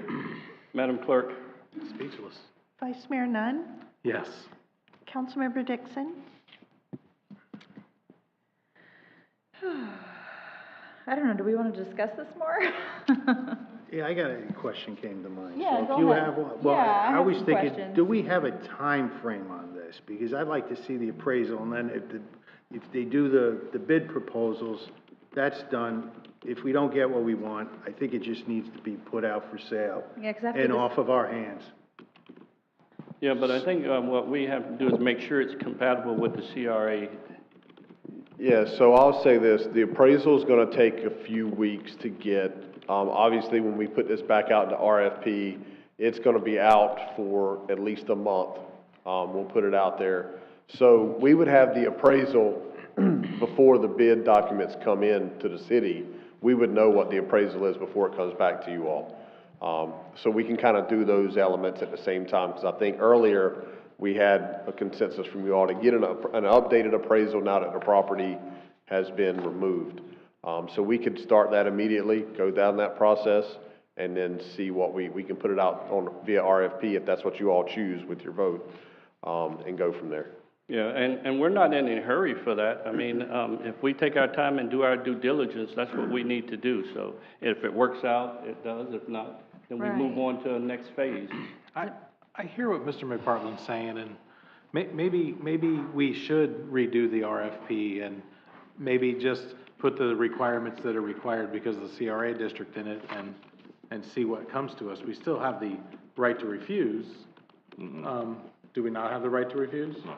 Yeah, I mean, I want this to be sensible. I liked, you know, the more we think about this, Mr. Dodd, I understand what you were saying, and the gentleman kind of backed you up. And that is a very prime piece of Sebastian. Whenever I drive on Main Street, it's just like, oh, there's our river. Is it appropriate for me to withdraw my motion once voting starts? As long as, it was seconded, right? So we Yes. would agree to, remove the second and then the motion. Okay, because of the discussion, it might be more appropriate for me to withdraw my motion if the second will withdraw their second, so we can carry on the conversation before we do anything. So I will withdraw my motion if the second will withdraw. I would withdraw. Okay, so now we do not have a Thank motion you. on the floor, Yeah, and we I can think we need to discuss. talk more, because this is such a central part of our town. It is. This is not something we should rush into. I just don't think we have any, I had, the conversation I had with our prior city manager about this was, if we get $150,000 or $200,000 for that property, what will we do with that money that makes it worth losing that property? Exactly. And I really do believe that, because when you sell something, either as an individual or as a corporation, which is what the city really is, although it's difficult to do that, when you sell something for that, you should know you gain something in return for that that's worth the sale. And I personally don't know if, and I'd love to see the appraisal. Maybe the thing to do is to go forward, getting the appraisal before we do anything else with it. Yes. As Mr. McPartland said, and at least we have some idea, because I personally believe if the appraisal comes back, which I think it will, at about $200,000, or maybe even a little bit less, given what's beginning to happen with the property values, you know, it's a different story. The gentleman back here owns the property on US 1. Now, if someone that owned that adjacent property was interested in buying all the property on Indian River Drive that abuts that, then they could put a pretty nice project in there. But for that half-acre piece of property, I would personally just hate to see a single-family house going there. And I'll tell you, at $200,000, water, riverfront property, Right. that's the cheapest riverfront property in any river county. Yes. At $200,000. And it would, I mean, there's people paying twice that up the river, I mean, up Indian River Drive toward, in the county piece, and building single-family homes on it. So I would hate to see that happen. Can we do in the RFP to have a criteria to have commercial components? You have to just stay within the boundaries of what your plan is and the goals of redevelopment. I don't think you could limit it to strictly commercial. It would just have to be within the plan. Yeah. I mean, at this point. And right now, the zoning and use on that Indian River commercial property, actually RM10 is a permitted use. Right. So building a house on that piece of property could not be stopped. I personally tried to stop the new house that's just north of Captain Hiram's as a member of the Planning and Zoning Commission and was not able to do that. Right. Okay. I mean, at this point, we've already heard we have two interested, adjoining property owners interested in this property. Yeah. So that's, I just would like to see what they intend to do. Yes. yeah. The only, that 96-room hotel just south of our property line and that modular home complex just north of our property line is a good indication that we need to take control of what happens on Indian River Drive. You're right. And we need to do that either through zoning and use criteria, or we need to do that some way. Yeah. And if we don't take control of that, Correct. we're bookended right now by what is being built there because we had no control over it. And the people that have control are less concerned about what happens in the Sebastian CRA than we are, okay? Yeah. So I personally think that I would personally not want to sell that piece of property to someone whose vision was different than what I would like to see for that, personally. I mean, that's just me, I'm just one of 5 people here. We need to grow slow and sensible. We need to have a vision for our town. Yes. And be smart in that. All right, so I guess what I'm hearing here is that we should have Mr. Benton and the staff look at doing an appraisal on there to find out, first of all, what it's worth, and then bring something back before council so that we can then decide if we have to. One of the things that we spoke about at the joint meetings, and I spoke about at the other one, was we need to look at properties in our boundaries that don't fit what we would not like to see and work on zoning changes too. So I don't know how we can do, what we can do about the zoning change. Yeah. Let's just make sure we get something for that also, so. Yeah, yeah. So that sounds like, so basically I think what we're gonna do is just have a consensus of council, if we have that, to have the staff take a look and get an appraisal, a current You need a appraisal. motion? Yeah, we can do it. I'll make a motion that, the city gets an appraisal on the Harbor Lights, formerly Harbor Lights property. And then bring it back to council. Second. Yeah, okay, so we have a motion and a second. Is there anyone from the public? No, we close it, okay. So, having said that, so, anything else, any discussion, any other? It's the right move. Yeah, Madam Clerk, roll call. Councilmember Dixon? Yes. Councilmember Dodd? Yes. Councilmember McPartlin? Yes. Mayor Jones? Yes. And Vice Mayor Nunn? Yes. The motion carries. Thank you. All right, we're gonna move on to, item, 14C. Consideration of evaluation request for proposal RFP 23-11. City Attorney? No, yeah.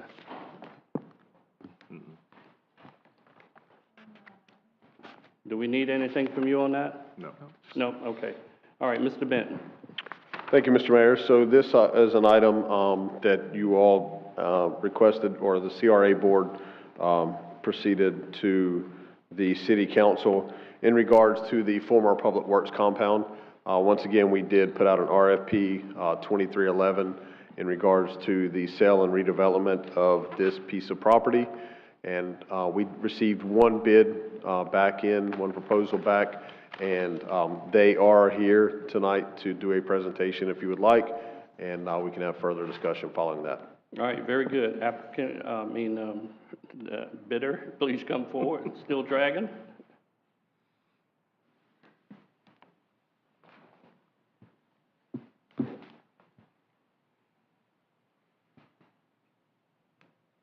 Hi, good evening. very glad that you took enough time away from your personal lives, your family lives. To You be can here lift this that evening. mic up a little bit so you don't have to bend over so much. Yeah, there you go. You're a tall guy. So. Testing, 1, 2, 3, testing. Okay. You have the portable mic, Jeanette? Pardon me?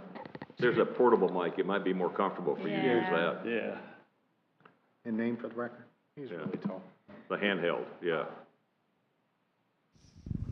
Can you hear me now? Yes. Yeah. Okay, great. Anyway, thank you so much for being here, taking time out of your personal lives, your family lives to be here. I know it's a lot of work. Also, I'd like to thank everyone in the room, especially folks from my team that hopefully are going to be able to answer some of your questions on my behalf. My name's Larry Taylor. I own a company called Still Dragon North America. We manufacture distillery equipment, so we're in the distilling business, basically. We're in the liquor business, sort of. We operate out of West Palm Beach, Florida. We've been down there for nearly 11 years now, and we're looking for a place to call home. Hopefully, this property can be our home. I'd like to give you a little bit of background on more or less what we do so that you know that we're pretty legitimate. We've been around long enough that we've been able to pretty much impact the industry that we work in. We're very proud of what we've done. We've created some pieces that before we created them, they didn't exist. So we do feel very proud that we're sort of industry leaders in the equipment that we build. We feel like we've made some pretty cool innovations, and we do everything in Florida. We design everything. We have it manufactured overseas. We bring it in, we assemble it. We do classify ourselves as sort of like small manufacturing, but we don't actually build anything with respect to having heavy equipment. We're not making messes. We're not spilling oil.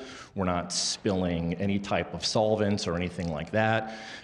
We bring the equipment on, we quality control check it, and we put it together, and then we send it out to the customer. So it's really primarily, we bring it in and we send it out. What you see here is sort of an example of some of the equipment that we manufacture, or we have manufactured, I should say. Everything you see here is, we've designed everything. I don't want to liquor geek out too badly on you guys, but I just wanted to give you some background on some of the stuff that we've designed. This is a distillery in Bastrop, Texas. The dude is making some amazing spirits, and he has a very, very cool facility. I don't know if any of you smoke cigars, but he has the most amazing cigar bar in that small little town. There's a classic example of a cooker, the inside of one of our cookers that we manufacture. This glass column that you're looking at it didn't exist before we created it. This system that you're looking at here is a system that's a continuous distillation apparatus. This thing makes about 4 barrels of finished product a day. It's designed to really exploit efficiencies, and it really helps our small boutique distilleries to exploit their production capability. This is a very, very unique design, and our competitors are jealous. Okay, so this is you guys are probably familiar with this site. This is, the site that's the site that we're looking to. I think all the rezoning has been outlined. Some members of my team, Joe Schulke is here, Scott Taylor is here. Scott's gonna talk about environmental stuff if you have any questions about that. Joe might have any answers for you if you have questions about some of the zoning perhaps, some of the waste management stuff perhaps, pictures of the existing site. It's relatively derelict, although it needs work, right? It needs work. We're gonna make some stuff happen over there. So here's a proposed site plan of what we want to do. We want to naturally, get the parking, get the traffic flow put back together. You can see on the right left-hand corner, there's a proposed building for future use. Obviously, that's part of a second phase. I'm pretty sure most of you are familiar with that. Here's the actual proposed site plan. Building A there, that is the 4,000 square foot warehouse building. That's where we would like to immediately move and occupy that space and get the equipment business up and running as quickly as possible. Building B, which is, I want to say, I'm not sure how you guys characterize that building, but that's where the distillery would be. We also plan on implementing a distilling school, basically. What we'd like to do is utilize the distillery to showcase the equipment for the equipment company, also manufacture spirits, bring distillers in, teach them how to use our equipment, and also, expand upon all things distilling. So basically sort of like an educational program. That building E there, that is, I believe that's the original or one of the administrative buildings on the property. We would like to eventually turn that into sort of like a gift shop, speakeasy type building, where we could serve cocktails, for example. A couple years ago, SB 46 passed in the state of Florida, and that allows distilleries to sell cocktails. So we really would like to exploit the ability to optimize our profits by selling cocktails on site. We do feel that the property itself is large enough to absorb what we want to do. We would also like to create enough of an environment where we can have events there, art shows, car shows, music venue. We're really excited about this project. We can hear it in your voice. Yeah. So. Excuse me? We can hear it in your voice. Yeah. So. Yeah. Yeah, I guess I sort of like didn't run through the show here. So building F there that just clicked up, so that is a proposed potential spot for a newer building. We're not quite sure exactly where we are with that yet. That could either be a dedicated space for a music venue, could be a dedicated space for a restaurant, but we do feel like there's enough space on the property to absorb all of the traffic flow that we're hoping for. This right here is sort of a conceptual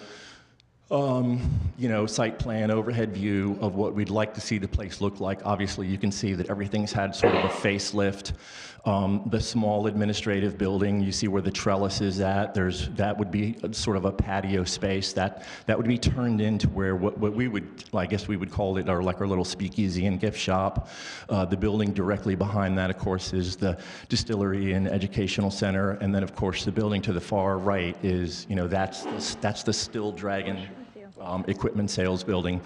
Those three large cylindrical shaped sections you see in the center there, those are basically grain silos. That's for the whiskey production.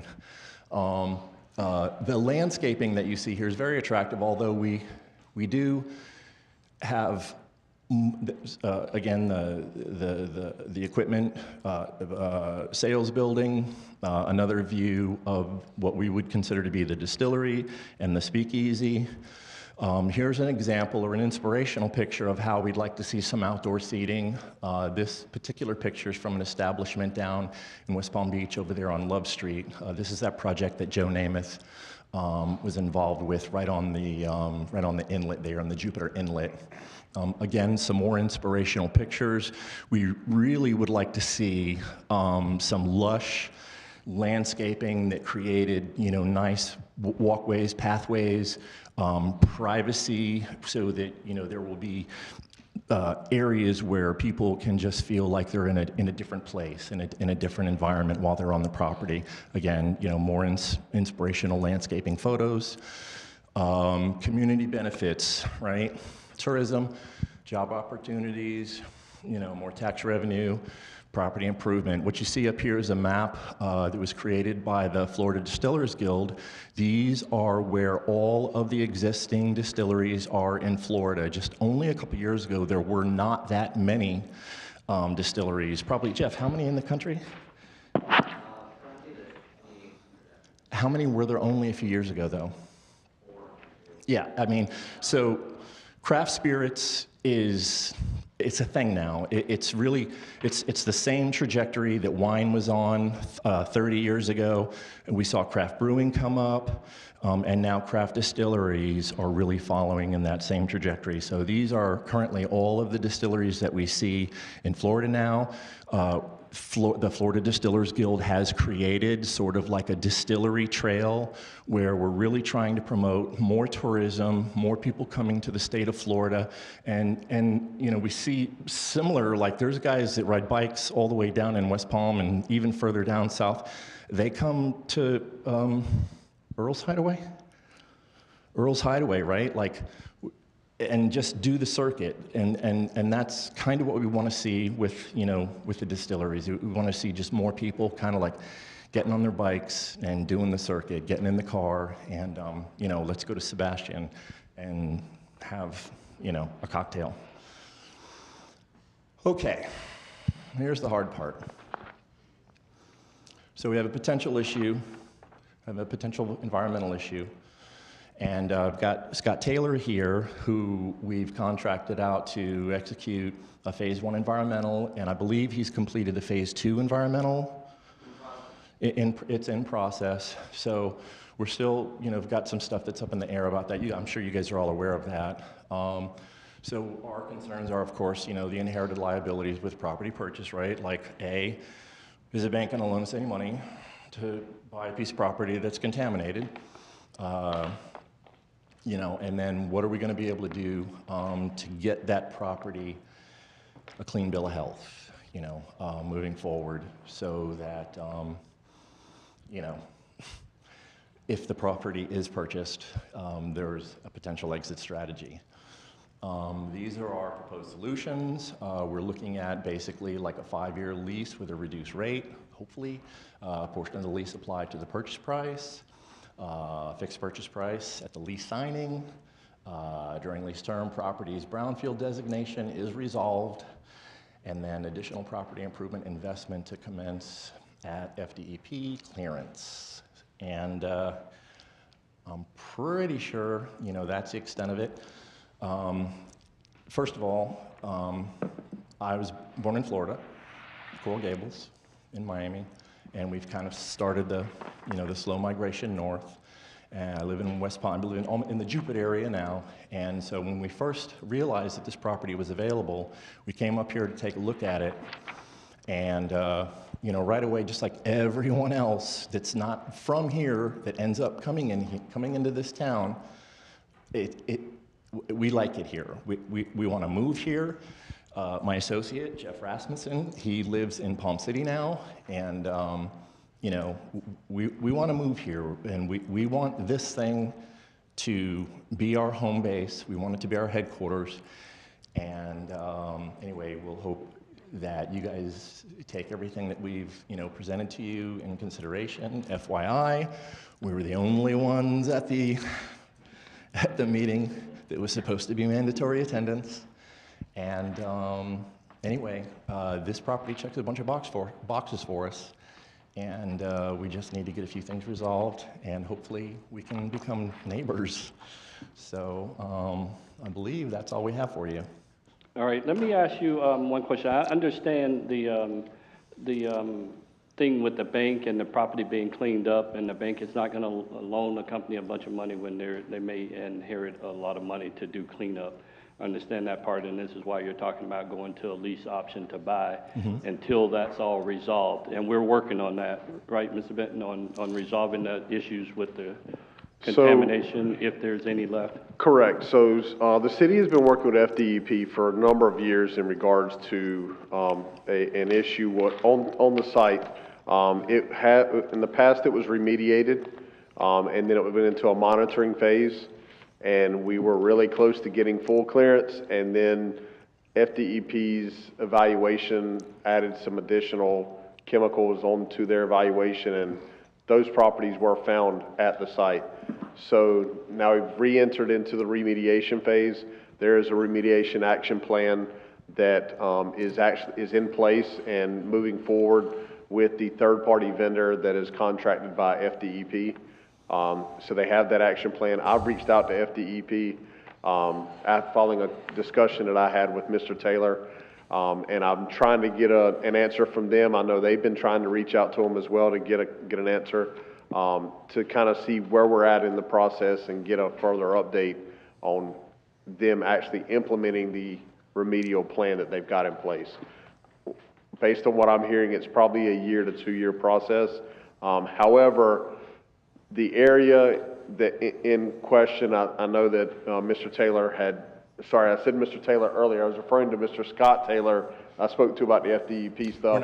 And then Mr. Larry Taylor, in his presentation today, he showed clearly that I think in their initial plans are to utilize the larger building that's on the western side of the property initially. So I'm going to be reaching out to FDEP to see if it's okay, you know, if things move forward, that they can continue to operate or function with the business while the remediation is taking place. Prior to this, city operations were never stopped on that property. We were fully operating during the remediation process, the monitoring process. So our, you know, operations at the Public Works compound were completely functioning while DEP was going through their process. So I'm hoping that it's a similar process with this. My understanding would be that it would be very similar. Like, I don't think we would impact anything in our equipment sales operation. I don't think we'd impact anything on the property that would affect. And that's the first phase you're talking about, the building to the west there. That's correct. Right. And one other thing, how many employees do you think you're going to be employing during this, if this thing were to go forward? Yeah, so I would say for the equipment sales side of things, once we're, you know, moved in and fully operational, probably on the order of about 6 employees. And then on the distillery side, you know, probably 4 to 5 employees, and then moving forward into getting the little gift shop speakeasy, you know, probably another 4 to 6 employees. And then if we're able to, you know, execute construction of a new building on that site that might potentially be a restaurant or what have you, you know, probably another 10 to 15 employees. And what's the salary range? Just a range, you don't have to give a specific. Do you know a salary range of what these employees would be making? Well, I mean, ideally, like, let's like, right? Like, this is Florida. You can't make a living on $30,000 a year. You can't hardly make a living on $40,000 a year, and you can barely make a living on $50,000 a year. So we'd really like to see where we would take care of our employees. Currently, you know, we do offer, Still Dragon does offer, you know, paid vacations. We pay 100% of their insurance.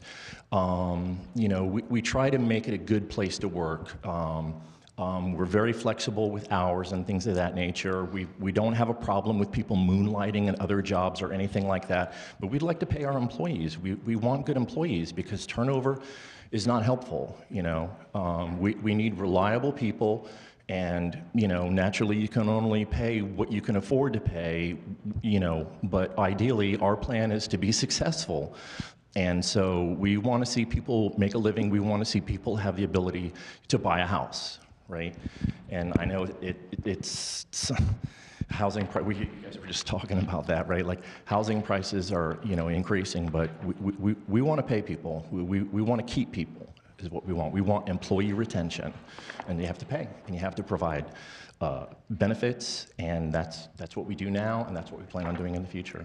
Right, and those parts that you all manufactured, can it be used for craft beer places as well? Absolutely. So our target market is distilling. We started out, when I first got started, I started this company in my garage, and we only sold to the hobby market, and then we sort of grew into that craft distilling space, boutique distilling, I would say, but much of the equipment used for distilling is also the same equipment for selling, for manufacturing beer as well, so that's part of our market. I would say that our target market is craft distilling, but we also do sell to breweries as well. All right, anyone else? Mr. Dodd, you can start. Sure, why not? One thing that's important for us to recognize, they're talking about putting $3.5 million worth of enhancements. I think I saw that in the RFP response to this property, plus ultimately bringing jobs to the city. This is a great fit that the vision that was shown, the pictures, Jiminy Christmas, that's exactly what I'd like to see there, is something like that. Yes. Okay? But cutting to the chase, and cutting to the chase is the interesting thing, is we've got a brownfield potential there. My question is, and I think that if we're gonna find an entirely different attitude from FDEP about a transition of selling the property and having the potential cleanup versus the city continuing to operate with a potential cleanup. I think you're gonna find issues with that. That's just my personal opinion. They're gonna view that differently. They're gonna say, well, you're selling the property, you need to clean it up. Let's talk about dollars and cents issues then related to that. One of the things that's in the RFP is that the purchaser would actually pay for the cost of the cleanup, if I understand that's correct. But when I read through the RFP, I think that I saw that in there. And have we thought through the process of, I mean, I'd like to see them be able to get in here and get to work as quickly as possible, personally. That's just my personal opinion. Because I think this is a great fit for that area in the city. It's gonna be a great enhancement to that area of the city. So, the drawback would be if they go to their bank to get financing, and quite frankly, the purchase price is very reasonable. It's a really good purchase price that they've offered. It's on par with the appraisal, as I recall. Yeah, it's I think $50,000 higher than the appraisal, so it was a good, I shouldn't have said that, now you want to drop your price. So the question is, how can we facilitate that without the city taking the liability to clean it up? And what is the liability to the city? What would have the liability to the city been if we cleaned it up before we put it on the market? How would, I mean, just think about because quite frankly, that's sometimes an issue, is you have to decide whether as a seller, whether you're gonna clean it up to sell it, or whether you're gonna not clean it up and sell it as is. Right. So what would that issue have been? So, and I anticipated some of these questions, and I apologize. I can't specifically answer some of these. I'll be honest, this was kind of brought to my attention on Thursday, Friday of last week, and so I've reached out to DEP. I even asked Mr. Scott Taylor today if he had a ballpark number of what this would cost to just get it cleaned up and that process. I think the one thing we have to consider and we have to look into, and the reason I tried really hard to get in touch with DEP on clarification of this, is we have entered into an agreement for the remediation plan with them, in which they pay 75% of the cost and the city pays 25% of the cost. Once we get the clearance from DEP, I don't know that there's any liability on the city or on the potential buyer either. Similar to what we've done down at Harbor Lights when we removed the 2 gas tanks and did the testing with the help of Mr. Scott Taylor as well on that one. We got clearance from FDEP, Brevard County. They provided us the clearance, and we're good. We don't have to, do anything further. So there's no liability once it's completed.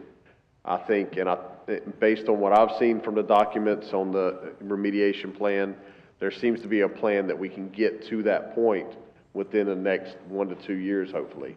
But I just can't verify that information today in regards to that discussion. Okay, now the question about the lease to purchase option. If we were to do a lease on the property, and of course the lease is gonna have all kinds of things in it. I mean, because they're talking about making enhancements to the property and so forth, and we'd have to make sure that the city's protected and all that kind of stuff. But how does that, all that does is say that they don't purchase it for the next 3 years, next 5 years. However, they're still gonna have to, I'm assuming, still gonna have to finance your enhancements to the property. Correct. And so how does that change the relationship between your company and the bank on financing enhancements to the property? Because once again, during the lease period, if you put $1 million worth of enhancements in the part that you're gonna use in phase 1, and something happens and you walk out of the lease, you're gonna lose that $1 million, because we can't sign a lease that says we pay you that $1 million. So how is that relationship gonna work between you and the bank? Correct. So my understanding is that if we lease that property, we would be able, to get financing for that property. Beyond that, we haven't really come to an agreement as to how long the lease would be. I think there's more dialogue. I think there's more negotiating involved. Well, and- I'm just, the number of years I said was just based on, you showed a slide, I think, that said 3 to 5 year lease is all. I wouldn't, that's definitely something that has to be set up through a negotiation process. I just want to make sure that, personally, from my perspective as a member of the council, I'm not overly comfortable with leasing it. However, if that gets you in there and gets you to work, I would support that, because I think the most important thing from the perspective of the council and the city is that we've got a very attractive project for the city to go in on this piece of property. And it's much better than another car wash, for certainly much better than something like that, right? So, and it's very attractive. So I'd like to feel that we can come up with some way to do that. Now, whether we can make that decision tonight is the question that I would have. And how much time do we need to make that decision? And I don't know how that fits within your time frame. I know it's not the 1 to 2 years. I'm talking about, how long would it take, for example, Brian, to come to do the lease negotiations and come up with a lease document and come up with so forth, so that before we actually approve the purchase, lease to purchase with the RFP response, we need to see all of that paperwork put together. So what kind of time frame do you guys feel you're talking about there? Sure. I think much of that is predicated upon Scott's Phase 2 evaluation on the property, finding out exactly where we are with respect to being able to get a clean bill of health on the property. If we could get a clean bill of health on the property, then I don't see any problem at all with just moving towards purchase. Okay. What's the time frame on that? Do we know? So I would say, I don't know. Yeah, don't ask an answer unless he comes up, because he's got to be on the record. I beg your pardon? Make sure if he's going to put input, he comes up, because it's got to be on record. Sure. Okay. Robert, you want to, Scott? Yeah, but have them both come up, just in case we have Nick and answer. Yeah, sure. All of you come up. Oh, you're going to use it? Don't be shy. Robert Votaw, Catalyst Business Services, resident here in Sebastian. And Larry's a client of mine, and we've been trying to work through this process so that we can find a way for him to move forward while some of this negotiation and the cleanup happens during that time. One of the things with the banking question that you had, and I've spoken to a couple of lenders on that, but a leasehold improvement is different from owning the property, and therefore financing can be arranged for leasehold improvement without that coming into having issues with an environmental study. Right. Because they were going to require that for property ownership. And therefore, that's how that mechanism would work in Larry's favor for that during this time that it would need to be cleaned up. Or not really cleaned up, but really just that finalized. I mean, some things have to happen, but the other thing that I think is an issue here that we would need to work on is actually the zoning of the property to make sure that everything that Mr. Taylor would like to do on this property is zoned properly so that he can proceed to do that. And, having a contract or some of that zoning may actually have to take place prior to a contract being signed. So I think there's some limitation on what would have to happen. It may need to go before planning and zoning. And Brian, if you want to step in here and maybe give some of your input. Yeah, so I was going to mention this. I just didn't want to, I wanted to make sure they had their opportunity to give their whole presentation. But I know we still have to go back to the soil and remediation of that. But in regards to the zoning, I do want to just make sure that we point out in page 111 in your books, in your agenda packets. You're going, okay.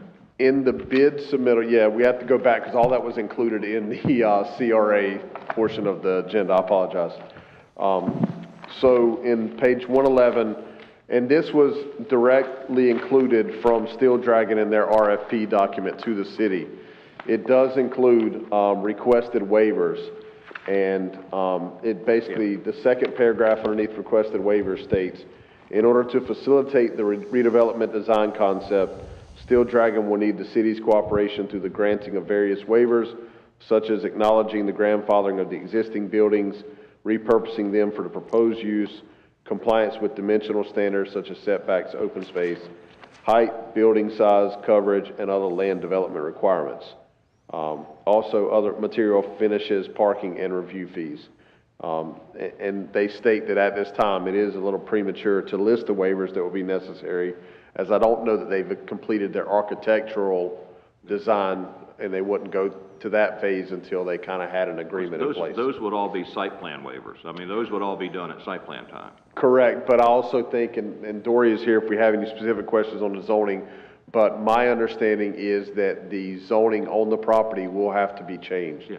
Because it is under public service, it'll have to go more likely to fit the surrounding areas more to a commercial general designation in regards to that. And I know that discussion had taken place previously in regards to this site. And so if you have questions on zoning specifically, I know, like I said, Dory can answer that specifically, but that has been a discussion and a point that was noted in their proposal. Okay, but what we've got to make a decision tonight on is whether we want to move forward with the lease purchase or not. Right. And if we want to move forward with a lease purchase, then those particulars, you would have to work that out through development of the lease document. They'd have to put together, they'd have to put together a site plan for community development to work through all of the waivers on. I mean, we can't make those decisions tonight because we don't have the detail to make those decisions. Well, correct, and I think, one of the things that I'll bring up now, based on decisions for tonight, is also heavily reliant on our discussions with DEP. Right. And I know, like I said, Mr. Scott Taylor is here if he wants to go a little bit more into this in regards to the soil remediation portion, but I will say that, I don't know that we can make that decision tonight without knowing what DEP and what our requirements are with that. And I'll tell you where I'm headed. I would like, quite frankly, for us to table this to a date certain, to give time for that work to be done. I think that's the appropriate way for us to approach this, is to table this to a date certain and make that date certain consistent with the amount of time that you think you need, and he can input to this. Because it's an attractive thing. I don't want to do anything to make it sound like we're not I don't think I've heard Woodhill or anybody say they're not in favor of this. So if we table this to a date certain, make that date certain sufficient to make sure that the DEP stuff is done, that their consultant is comfortable moving forward, then we can move forward with that. Does that sound reasonable to you guys?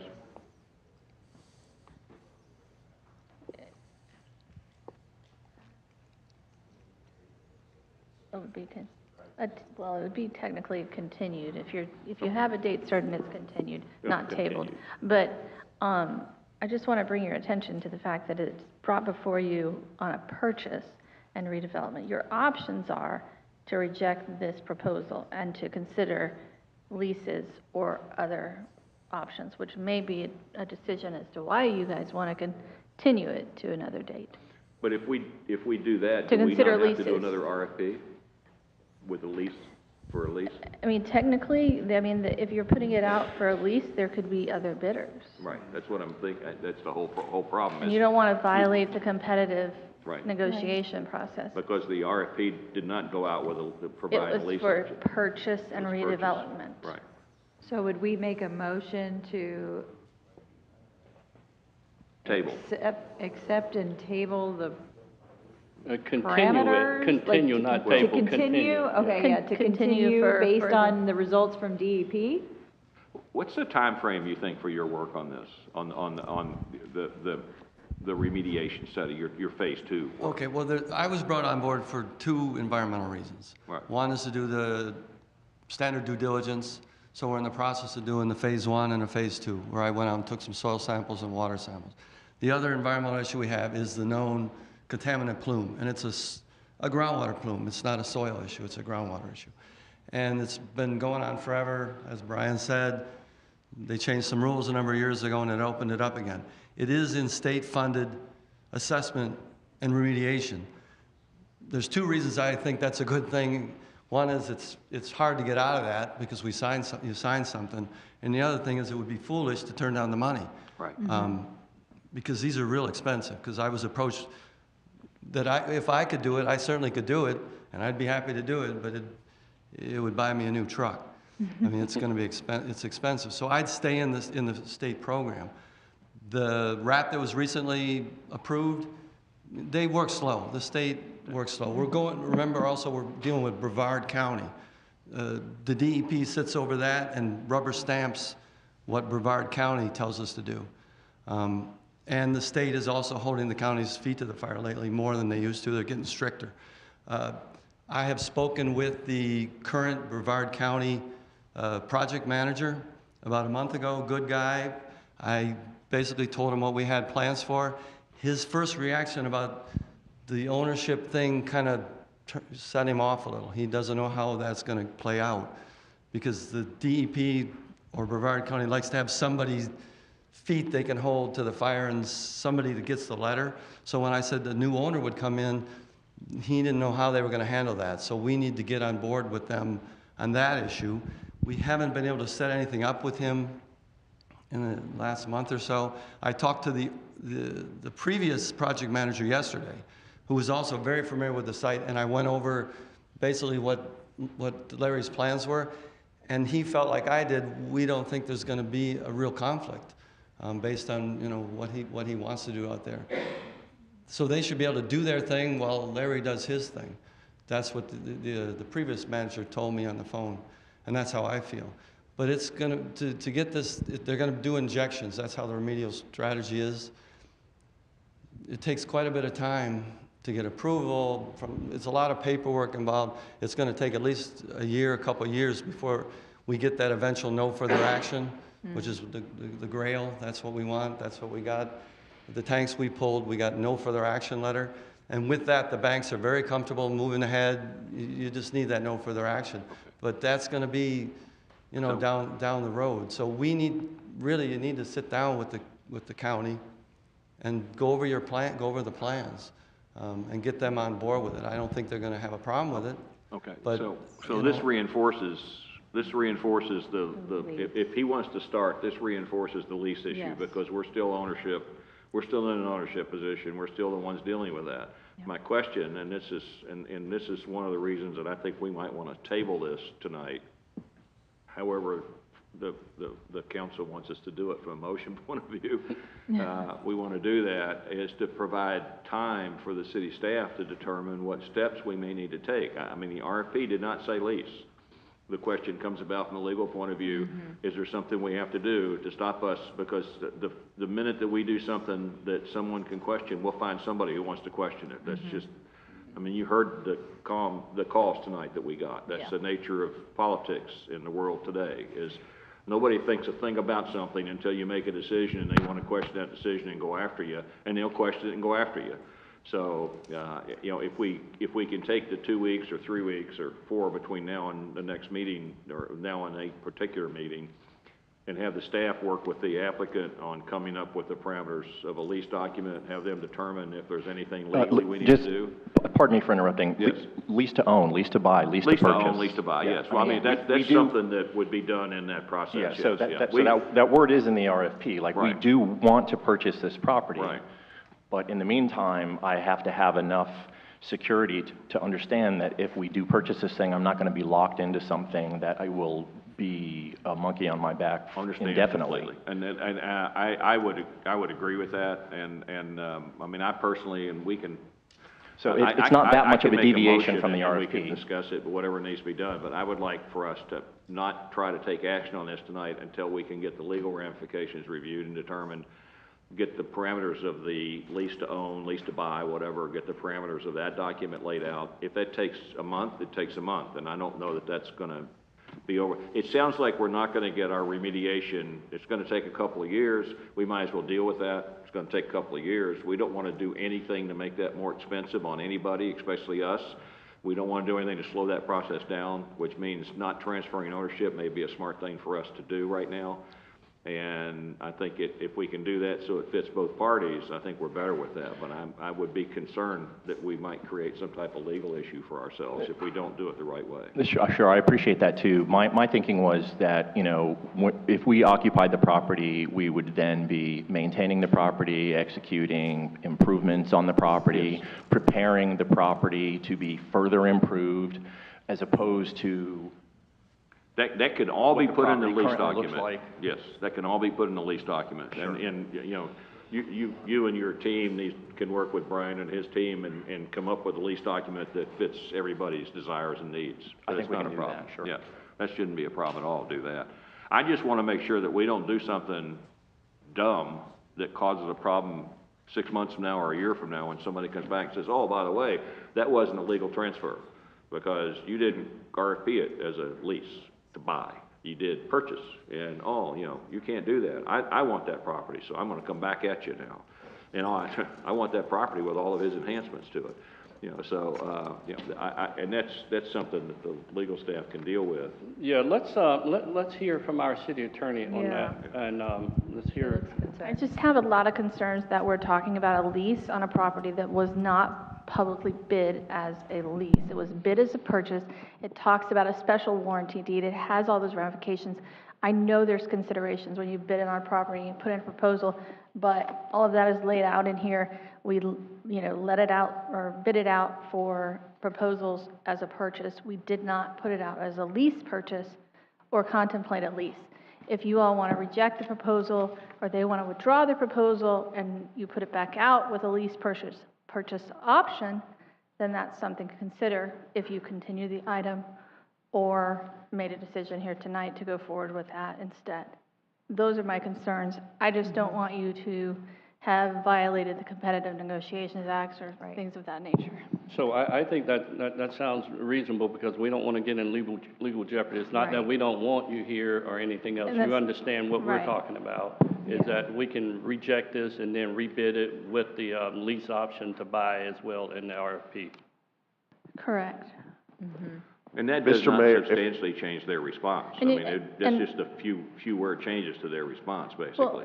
Well, there's other documents that we need to be included and also things he's talking about with respect to financing, and we do those things at the airport where you lease property, but you build construction on it, and there's some ownership aspects to that.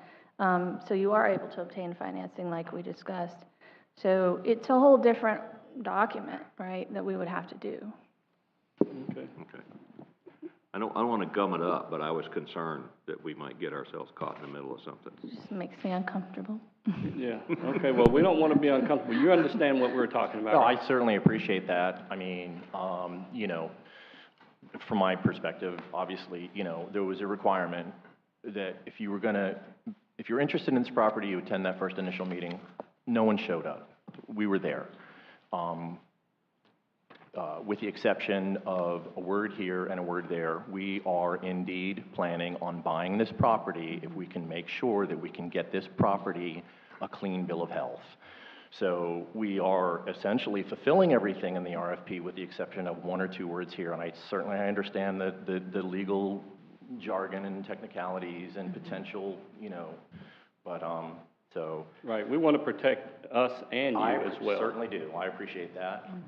I was just like, I would like to be protected also. I don't want to be saddled with a property that I'm going to be handcuffed to for the rest of my life.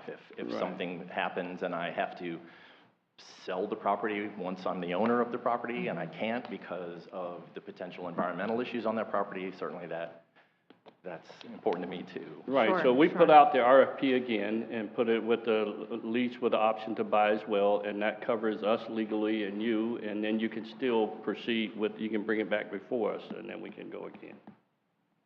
But I'm not turning that, I like the property, but legally we have to stand on grounds on sound legal advice. So. Sure, I appreciate that too. I understand it. So hopefully we'll see you again soon. So, okay, so what do we have to do? So then, that's the only way, just so I'm clear for the council, the only way you wanted to go forward at this point would be with a lease purchase option, not with the... No, that is not the only way I want to go forward.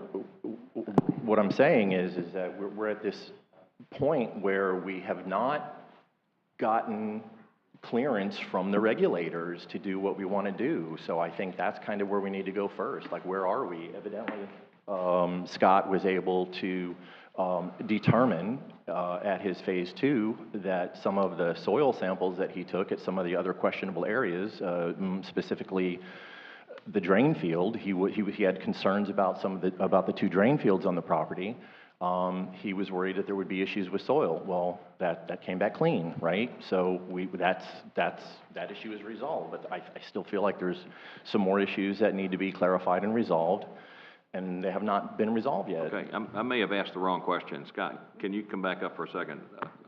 You said it's a 1 to 2 year window to get a clean bill of health. And, you know, the no I'm further sorry, action. can you talk into the mic? The no further action is gonna Okay. take some time.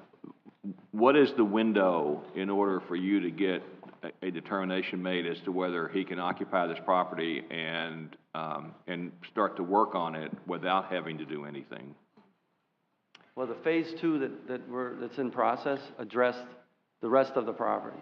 Okay. I'm staying away from the contaminant plume. There's no reason to. Okay, and how long, what's your schedule on phase 2? Oh, that's gonna be done shortly. I expected today or tomorrow. I thought today I would get So if phase 2 comes back and phase 2 is positive for what you would like to do, are you saying you want to move forward with the purchase then? 100%. Okay, so all we have to do now is table this.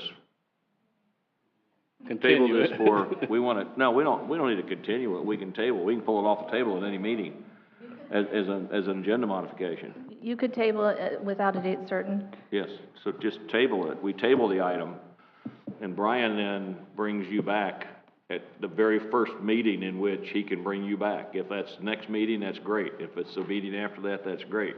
And we pull it off the table, and if you're satisfied, then bam, we approve it and we go forward.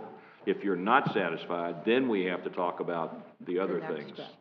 Like, how do we get to a lease and how do we do all this stuff? Is that a reasonable thing? Yeah, it sounds very reasonable. Okay, then I move that we table this, we table item number 14, whatever the number is, 14E. Second. So we have a motion and a second. All right. Can you restate the motion? I'm sorry. I move that we table item number 14, item 14C. Thank you. Second. And we have a second. And just for clarification, what that does is that gives us an opportunity to get through this second phase, which hopefully will come back and allow us to move forward with the purchase without a problem. Right. Okay. Joe Schultz. Hey, Joe. Joe Schultz, Schultz Stoddard. I was instrumental in putting together the RFP, the site plan. Pull the mic down to you, Joe. The RFP, the site plan, and what have Or you. turn that one on now. Oh, I put this thing on. Hi. All right. Are we on? Yeah. Okay. Joe Schulke, Schulke Stoddard. I had helped Stillwagon put together the RFP and everything. And I had just noticed or noted something, a suggestion to help this move along further. Some of the obligations the city had was the survey and legal description of the property in Veterans Memorial Way. That's completed. The specialty deed of property and right-of-way dedication. Those documents can be moved forward and get prepared now. And change in land use and rezoning of the property, you could direct staff to start that process now so that we're getting all these other things done. And I'm just suggesting maybe as part of your motion or a separate thing to direct staff to move on those other items that the city would have to do no matter who they sell the property to. Okay, let's consult with the, I don't think that would be wise and might be considered contract zoning. and that could get us in trouble. I see. Yes. Okay. Thank you. I just want to say that you all are, according to the document RFP, you are obligated to rezone. Right. So I don't see how that would hurt this. After the award, right? I'm sorry? We're not obligated to rezone it at this point. After it's awarded, we're obligated. After it's Any awarded. suggestion, I'm just trying to, if there's any way to move this forward. Well, I think Brian heard that, and he may have a conversation with staff, but for us to do that legally up here as part of the motion could be kind of a problem for us.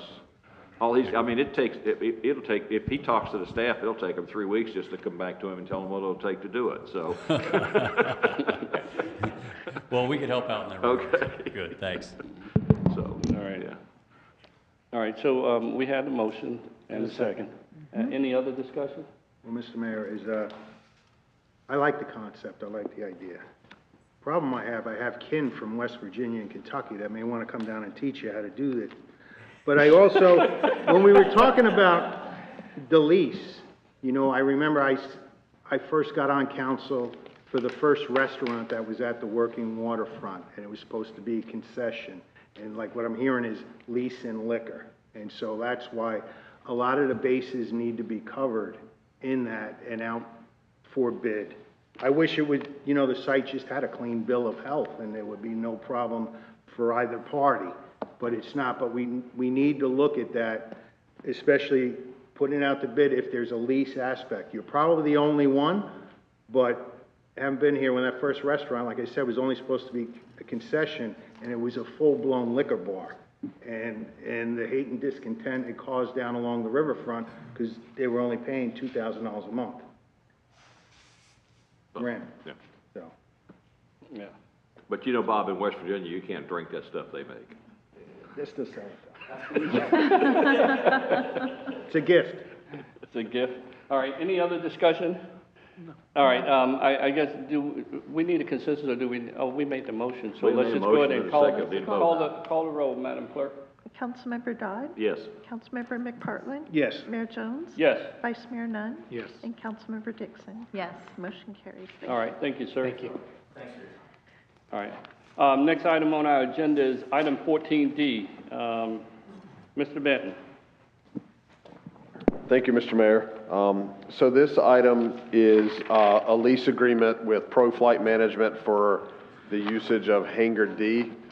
This is a hangar that was construction was just recently completed on the hangar, and it was turned over to the city in May, and we have this tenant or potential tenant. It currently is a tenant within the airport. They had a first right of refusal for consideration for this hangar. They exercised that option, and we are looking for approval of this lease agreement with. All right, hold on, Mr. Benton. All right, y'all hold it down back there. We're trying to discuss something, please. Yes, sir. Thank you. Mr. Benton? With ProFlight in the term of a 20-year lease agreement. Is this the hangar that's directly across from T number 8 with the fence there? Yes, sir, it is. Okay. And I also will just want to make mention that there is a shared construction cost agreement, which covers the necessary costs for the office space build out for the hangar. When we built the hangar, we didn't include the office, the amenities and all that. We do have a DOT grant, an 80-20 grant that will cover up to, for $400,000.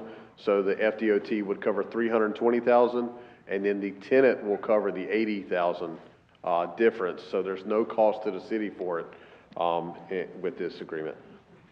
All right, thank you. Counsel? I just have a question, Mr. Mayor. Yes, sir. Is, because I know this has come up before, like from some of the naysayers, not that I fully support this, but has there been a fair market value appraisal done for the rent at the airport in the last couple of years, or the last time? Jeff, you can come on up to the mic.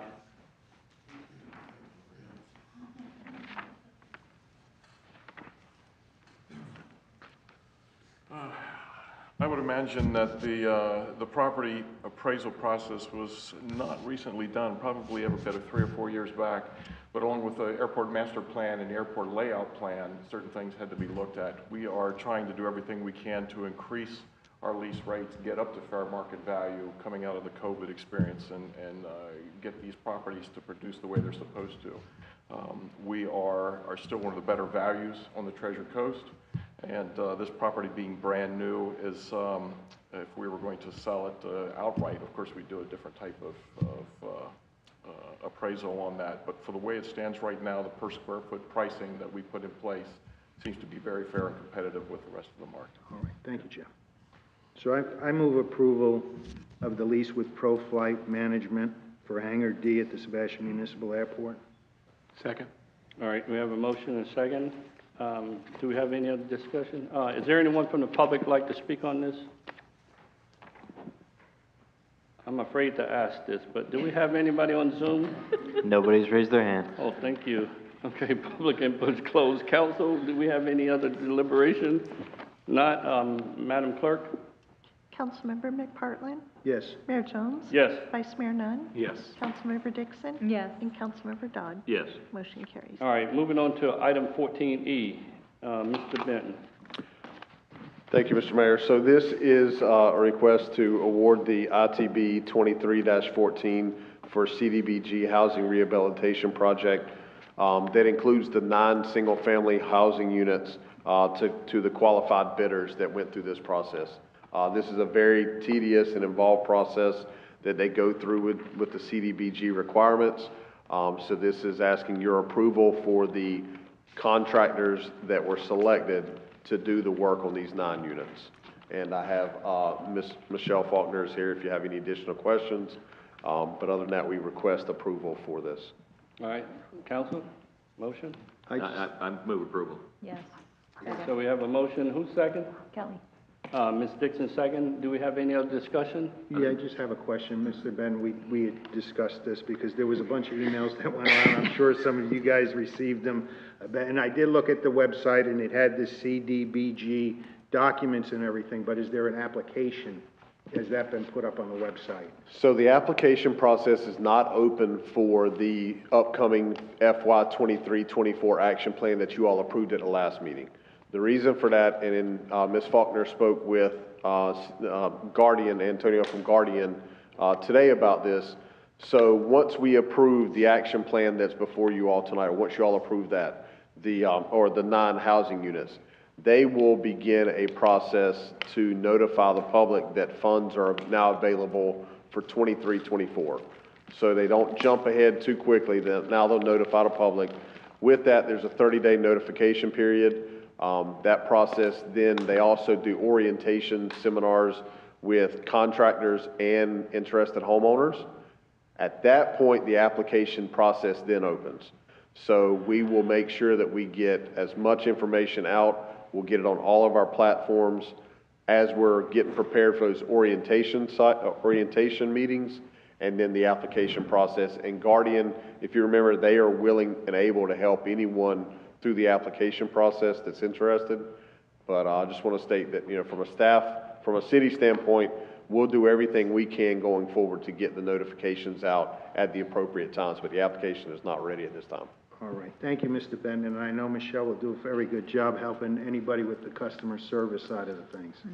Yeah, and Guardian spoke before and they talked about how they're going to be available to help people with the application process. So I thought that was very interesting that they would offer all of that. So Yeah, even willing to come to their homes and yes, help them. yeah.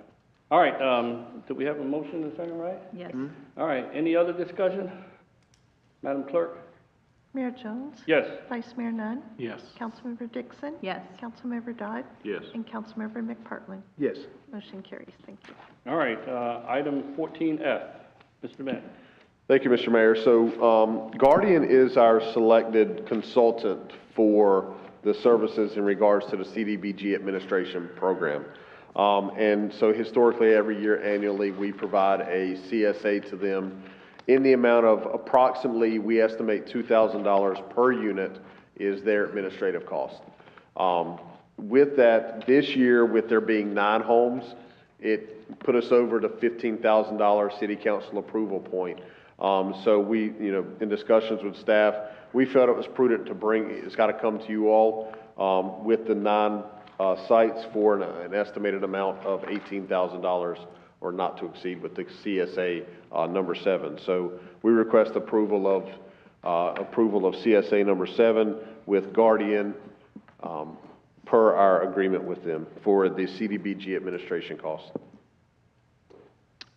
All right. Thank you, Mr. Benton. Council? I'd like to make a motion to approve CSA number 7 with Guardian Community Resource Management. Second. So we have a motion and a second. All right. Is there anyone from the public like to speak on this? I'll keep my fingers crossed. Anybody on Zoom?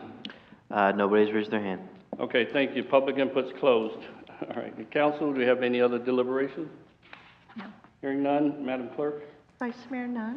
Yes. Councilmember Dixon? Yes. Councilmember Dodd? Yes. Councilmember McPartlin? Yes. And Mayor Jones? Yes. Motion carries. Thank you. All right, item 14G, Mr. Benton, or you want me to start it?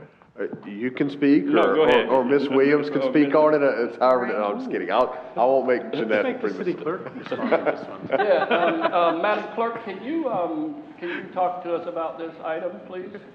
I can discuss it for her. So, just in our discussions, and looking at the dates for the November meeting, staff is we're recommending, moving the November 8th meeting to November 15th. The reason for that is we would have the certified election results, ready so that, we could verify those and have that at the 15th, the November 15th meeting, as opposed to having the council meeting the day after the election. So that was our first item, and then the second meeting in November was set for the November 22nd, which would be the day before Thanksgiving. So we can either move that meeting to the 29th, or we can not move the meeting and only have the meeting on the 8th or the 15th, whatever you all prefer. I think we should only have one and wait till after the elections are certified. So we only need one meeting, then we run into Thanksgiving and all of that. We don't. Is that a motion? Sure it is. Motion for the 15th, one meeting in November, November 15th. I second. All right, we have a motion and a second. Do we have any other discussion? Hang on, anybody? I just know I've Anybody got a from big the week at public school would that like week. to speak on this? None, hearing none, public input's closed if there's nobody on Zoom, sorry. Not at this time. All right, Ms. Dixon? My students are just gonna have to cover without me. Okay, well, We'll you figure can it do what out. you have to We'll do. If you have figure to it get out. on Zoom or whatever, You won't be able to hear me, let me tell you. Okay, well, all right, well, I'll figure it out. all right, so, all right, roll call, Madam Clerk? Councilmember Dixon? Yes. Councilmember Dodd? Yes. Councilmember McPartlin? Yes. Mayor Jones? Yes. And Vice Mayor Nunn? Yes. Motion carries. All right, moving on to, item 15, city attorney matters. The city attorney would like to ask you whether you would like to consider some restrictions on your Zoom policy. You're not legally required to have Zoom participation, and you are allowed to legally limit or require advanced registration, things of that nature. Advanced? Yeah. I think You it's could a talk few about of- it at our next, like when I bring my other agenda item forward. Okay, yeah, Just that- something, that was on my list. This is only the second time that that's happened to us since we started Zoom. Right. I'm not sure what happened to bring the crazies out tonight, but. But it's just something for us to think about for later, is what you're saying. Something to think about. Okay, thank you. Thank you. Anything else? No, sir. All right, city manager matters. Thank you, Mr. Mayor. Once again, just want to thank all of our staff for their work on the budget this year. And our plan going forward with that is we'll get to work on it and proceed with the projects and the items that were listed underneath the budget. The second thing is, I know it was mentioned by Councilmember Dixon earlier, tonight there is or was, I don't know if it's over yet, an Indian River County Parks and Recreation Master Plan kickoff meeting. We do have two staff members that are in attendance. I had sent down some key points that were discussed at the city-county meeting in regards to some of the items that we'd like to see in North County. Obviously, we can continue to expand on those, but I had hit those points with the staff that was down there in attendance. So I just wanted you all to know we do have staff that is there, and I'll provide you all with an update once I speak with them. I did speak to one commissioner and there's an additional couple staff members from the county requesting an additional kickoff meeting so that you all can attend. I've yet to hear back on that, but I know that that's something that we're going to try to work out. Just remember, the master plan is a long process, so if we happen to not get a second kickoff meeting, we'll have plenty of opportunities to talk during their master plan process. But I'll keep you all updated on that as we continue to go forward. And I think that's it for me tonight. Thank you.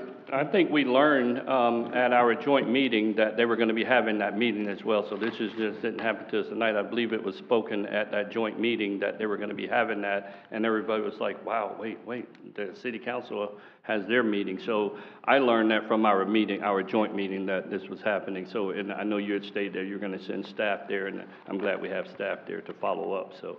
Was the lazy river one of those important points? No, IT Center. The North County Aquatic Center, lazy river, was that one of those important topics? No. All right, moving on to city clerk matters. City clerk, do you have anything? I want to say thank you for the additional staff person that you approved in the budget. All right, absolutely. All right, Councilmember Dixon. I'm good. Thank you. Mr. Dodd. I just have one thing, for the city manager, I hate to lend a lot of credence to the conversation tonight about the dock down there, but have you had an opportunity to get down there? We talked about this one time before. Get down and actually do a real assessment on this. Before you answer that question, when were they built? I don't know that I can answer that question. But it was after one of the hurricanes. Those docks were rebuilt after one of the hurricanes in 2007. 2007. So anybody who fished off those docks in 92 was fishing on a different set of docks.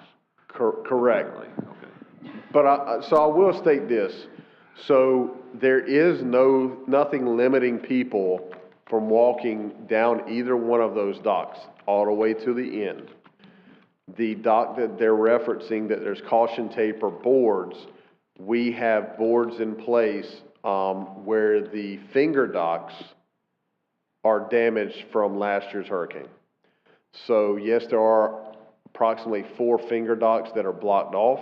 However, you can walk completely from the park to the end of the dock and fish. You just can't walk out on 4 finger docks. Okay. Keep in mind that we have 26. Well, 26 slips, but we probably have 12 finger docks that go out.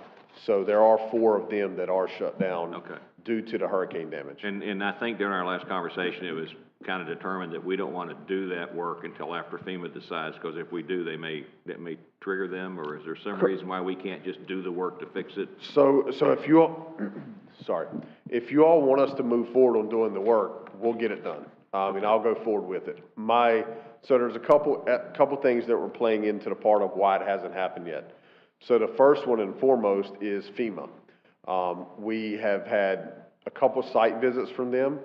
And so previously, we were able to do some work and get it done prior to the site visit, which is what we did with the yacht club. They didn't require a site visit. After that, they required site visits to get everything else done. We are now still waiting on their report to come back from their site visits before we can proceed. If we proceed, we will have to fund it entirely and hope that we get reallocation of money from FEMA for the work that we did. The second part is we had discussed, since we're getting kind of close to finding out if we're going to get the fine grant. If we get the fine grant money, we'll obviously go out to RFP for the improvements to the dock for the law enforcement. And at that time, we were just going to do it all at once. And then we'll have to separate the portion out as far as the payments in regards to the hurricane damage so we can get reimbursed. But it was all going to be when they're there doing the improvements, they're going to do everything at once. Okay. So those are the 2 factors. However, if it's the decision of council to get to moving and get those repaired, we'll do whatever you all prefer. Well, that was the next thing I was going to ask is what is, they've been there long enough, and I know how things handle over saltwater. It may be time for us to put together a project and come up with a cost to actually bring those docks back to the standard they were when they were built. I know if there's ladders for boat moorings that aren't there or not working or whatever, maybe what we need to do is to come up with some dollars on what it would take to bring them back to the standard by which that they were at the time that they were built. If you want to combine that until after you find out about fine grant, I think I support that, but I think we probably need to really consider doing that. Those things, anything over saltwater like that, especially, I know going down on Earth Day and they were doing the work with the oyster mats. Yeah. I mean, there are large growths in there that hamper all kinds of stuff. So it might be an opportunity for us to take a look at trying to bring those docks back up to appropriate standard. They're an asset to the city. If people are complaining, although sometimes you have to be careful about the people that complain, but if people are complaining, I think it's time that we take a real strong look at them. They're not part of the Parks and Rec system, if I understand it right. So it's not like something that we would throw back to Parks and Rec and have them do something with. It's something that the city staff would just come back with a cost on that, right? Yeah, well, I mean, so They do fall underneath Parks and Recreation because we do repair and maintenance on docks and piers underneath the leisure services budget. However, I think on a repair such as this, it isn't necessarily, it's more of a repair and not a park improvement. Right. So it would not have to go back to Parks and Rec.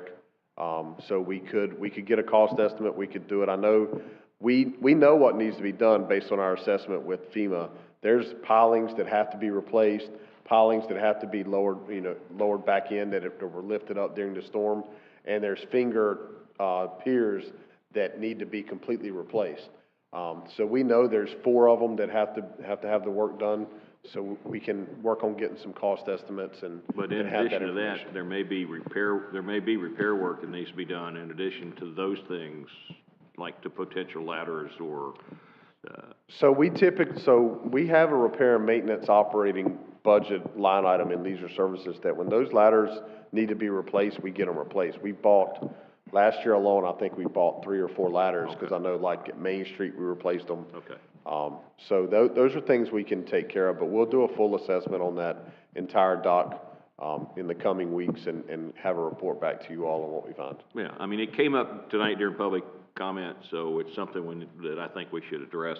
And I'm in 100% personally, and 100% full support of bringing those government boats onto the end of that dock. It's a great service that we would be providing for all of the marine enforcement people within this area. And having it in Sebastian is a great service for Sebastian to provide. So I don't want to do anything to impact that. So thank you, sir. All right, I'm going to recommend we take a 5-minute recess. No, just kidding. Sorry. Mr. Have you been at that micro distillery? No. Oh, wait a minute. Who's up? Me or? No, sorry, Mr. McPartland. I'd just like to commend, Brian and Karen and the rest of the staff, because it's been very rainy these past couple of weeks. I can't imagine when I saw it. But, Brian, I think you're setting the bar too high. It's like there was a gentleman, the flood in his backyard, he was pumping it from the back to the front. So I went over, I told him, I said, look, you're okay. I said, you got to give it a few days. I went to go pick up a prescription. I come back, and Karen's at the gentleman's house. And, you can't do it that quickly. You got to... But you are responsive, and again, it's just some people don't understand, with the rate of the water that's come down, typically if you give it an hour or 2 and let it flow, but of course we do have our problem spots. And I know that, the stormwater crew and Karen, they're out there looking at those spots right away, and, it's gonna be handled sooner or later. But you guys are working on it, and again, the responsiveness. I texted Brian once on a Sunday, and I just told him the kid jumped off the bridge, he's calling me. But there was a kid on, what was the place? It was Concha. Concha, the little bridge. Kid standing on top of the thing. I said, whoa. I stopped and I said, you okay? He says, I want you to watch me jump in. I'm like, no. Well, they've been doing that for years over there, This Bob. kid was about 8, Fred. Well, no, they've been doing it for years. They ride their bikes up there and they jump off.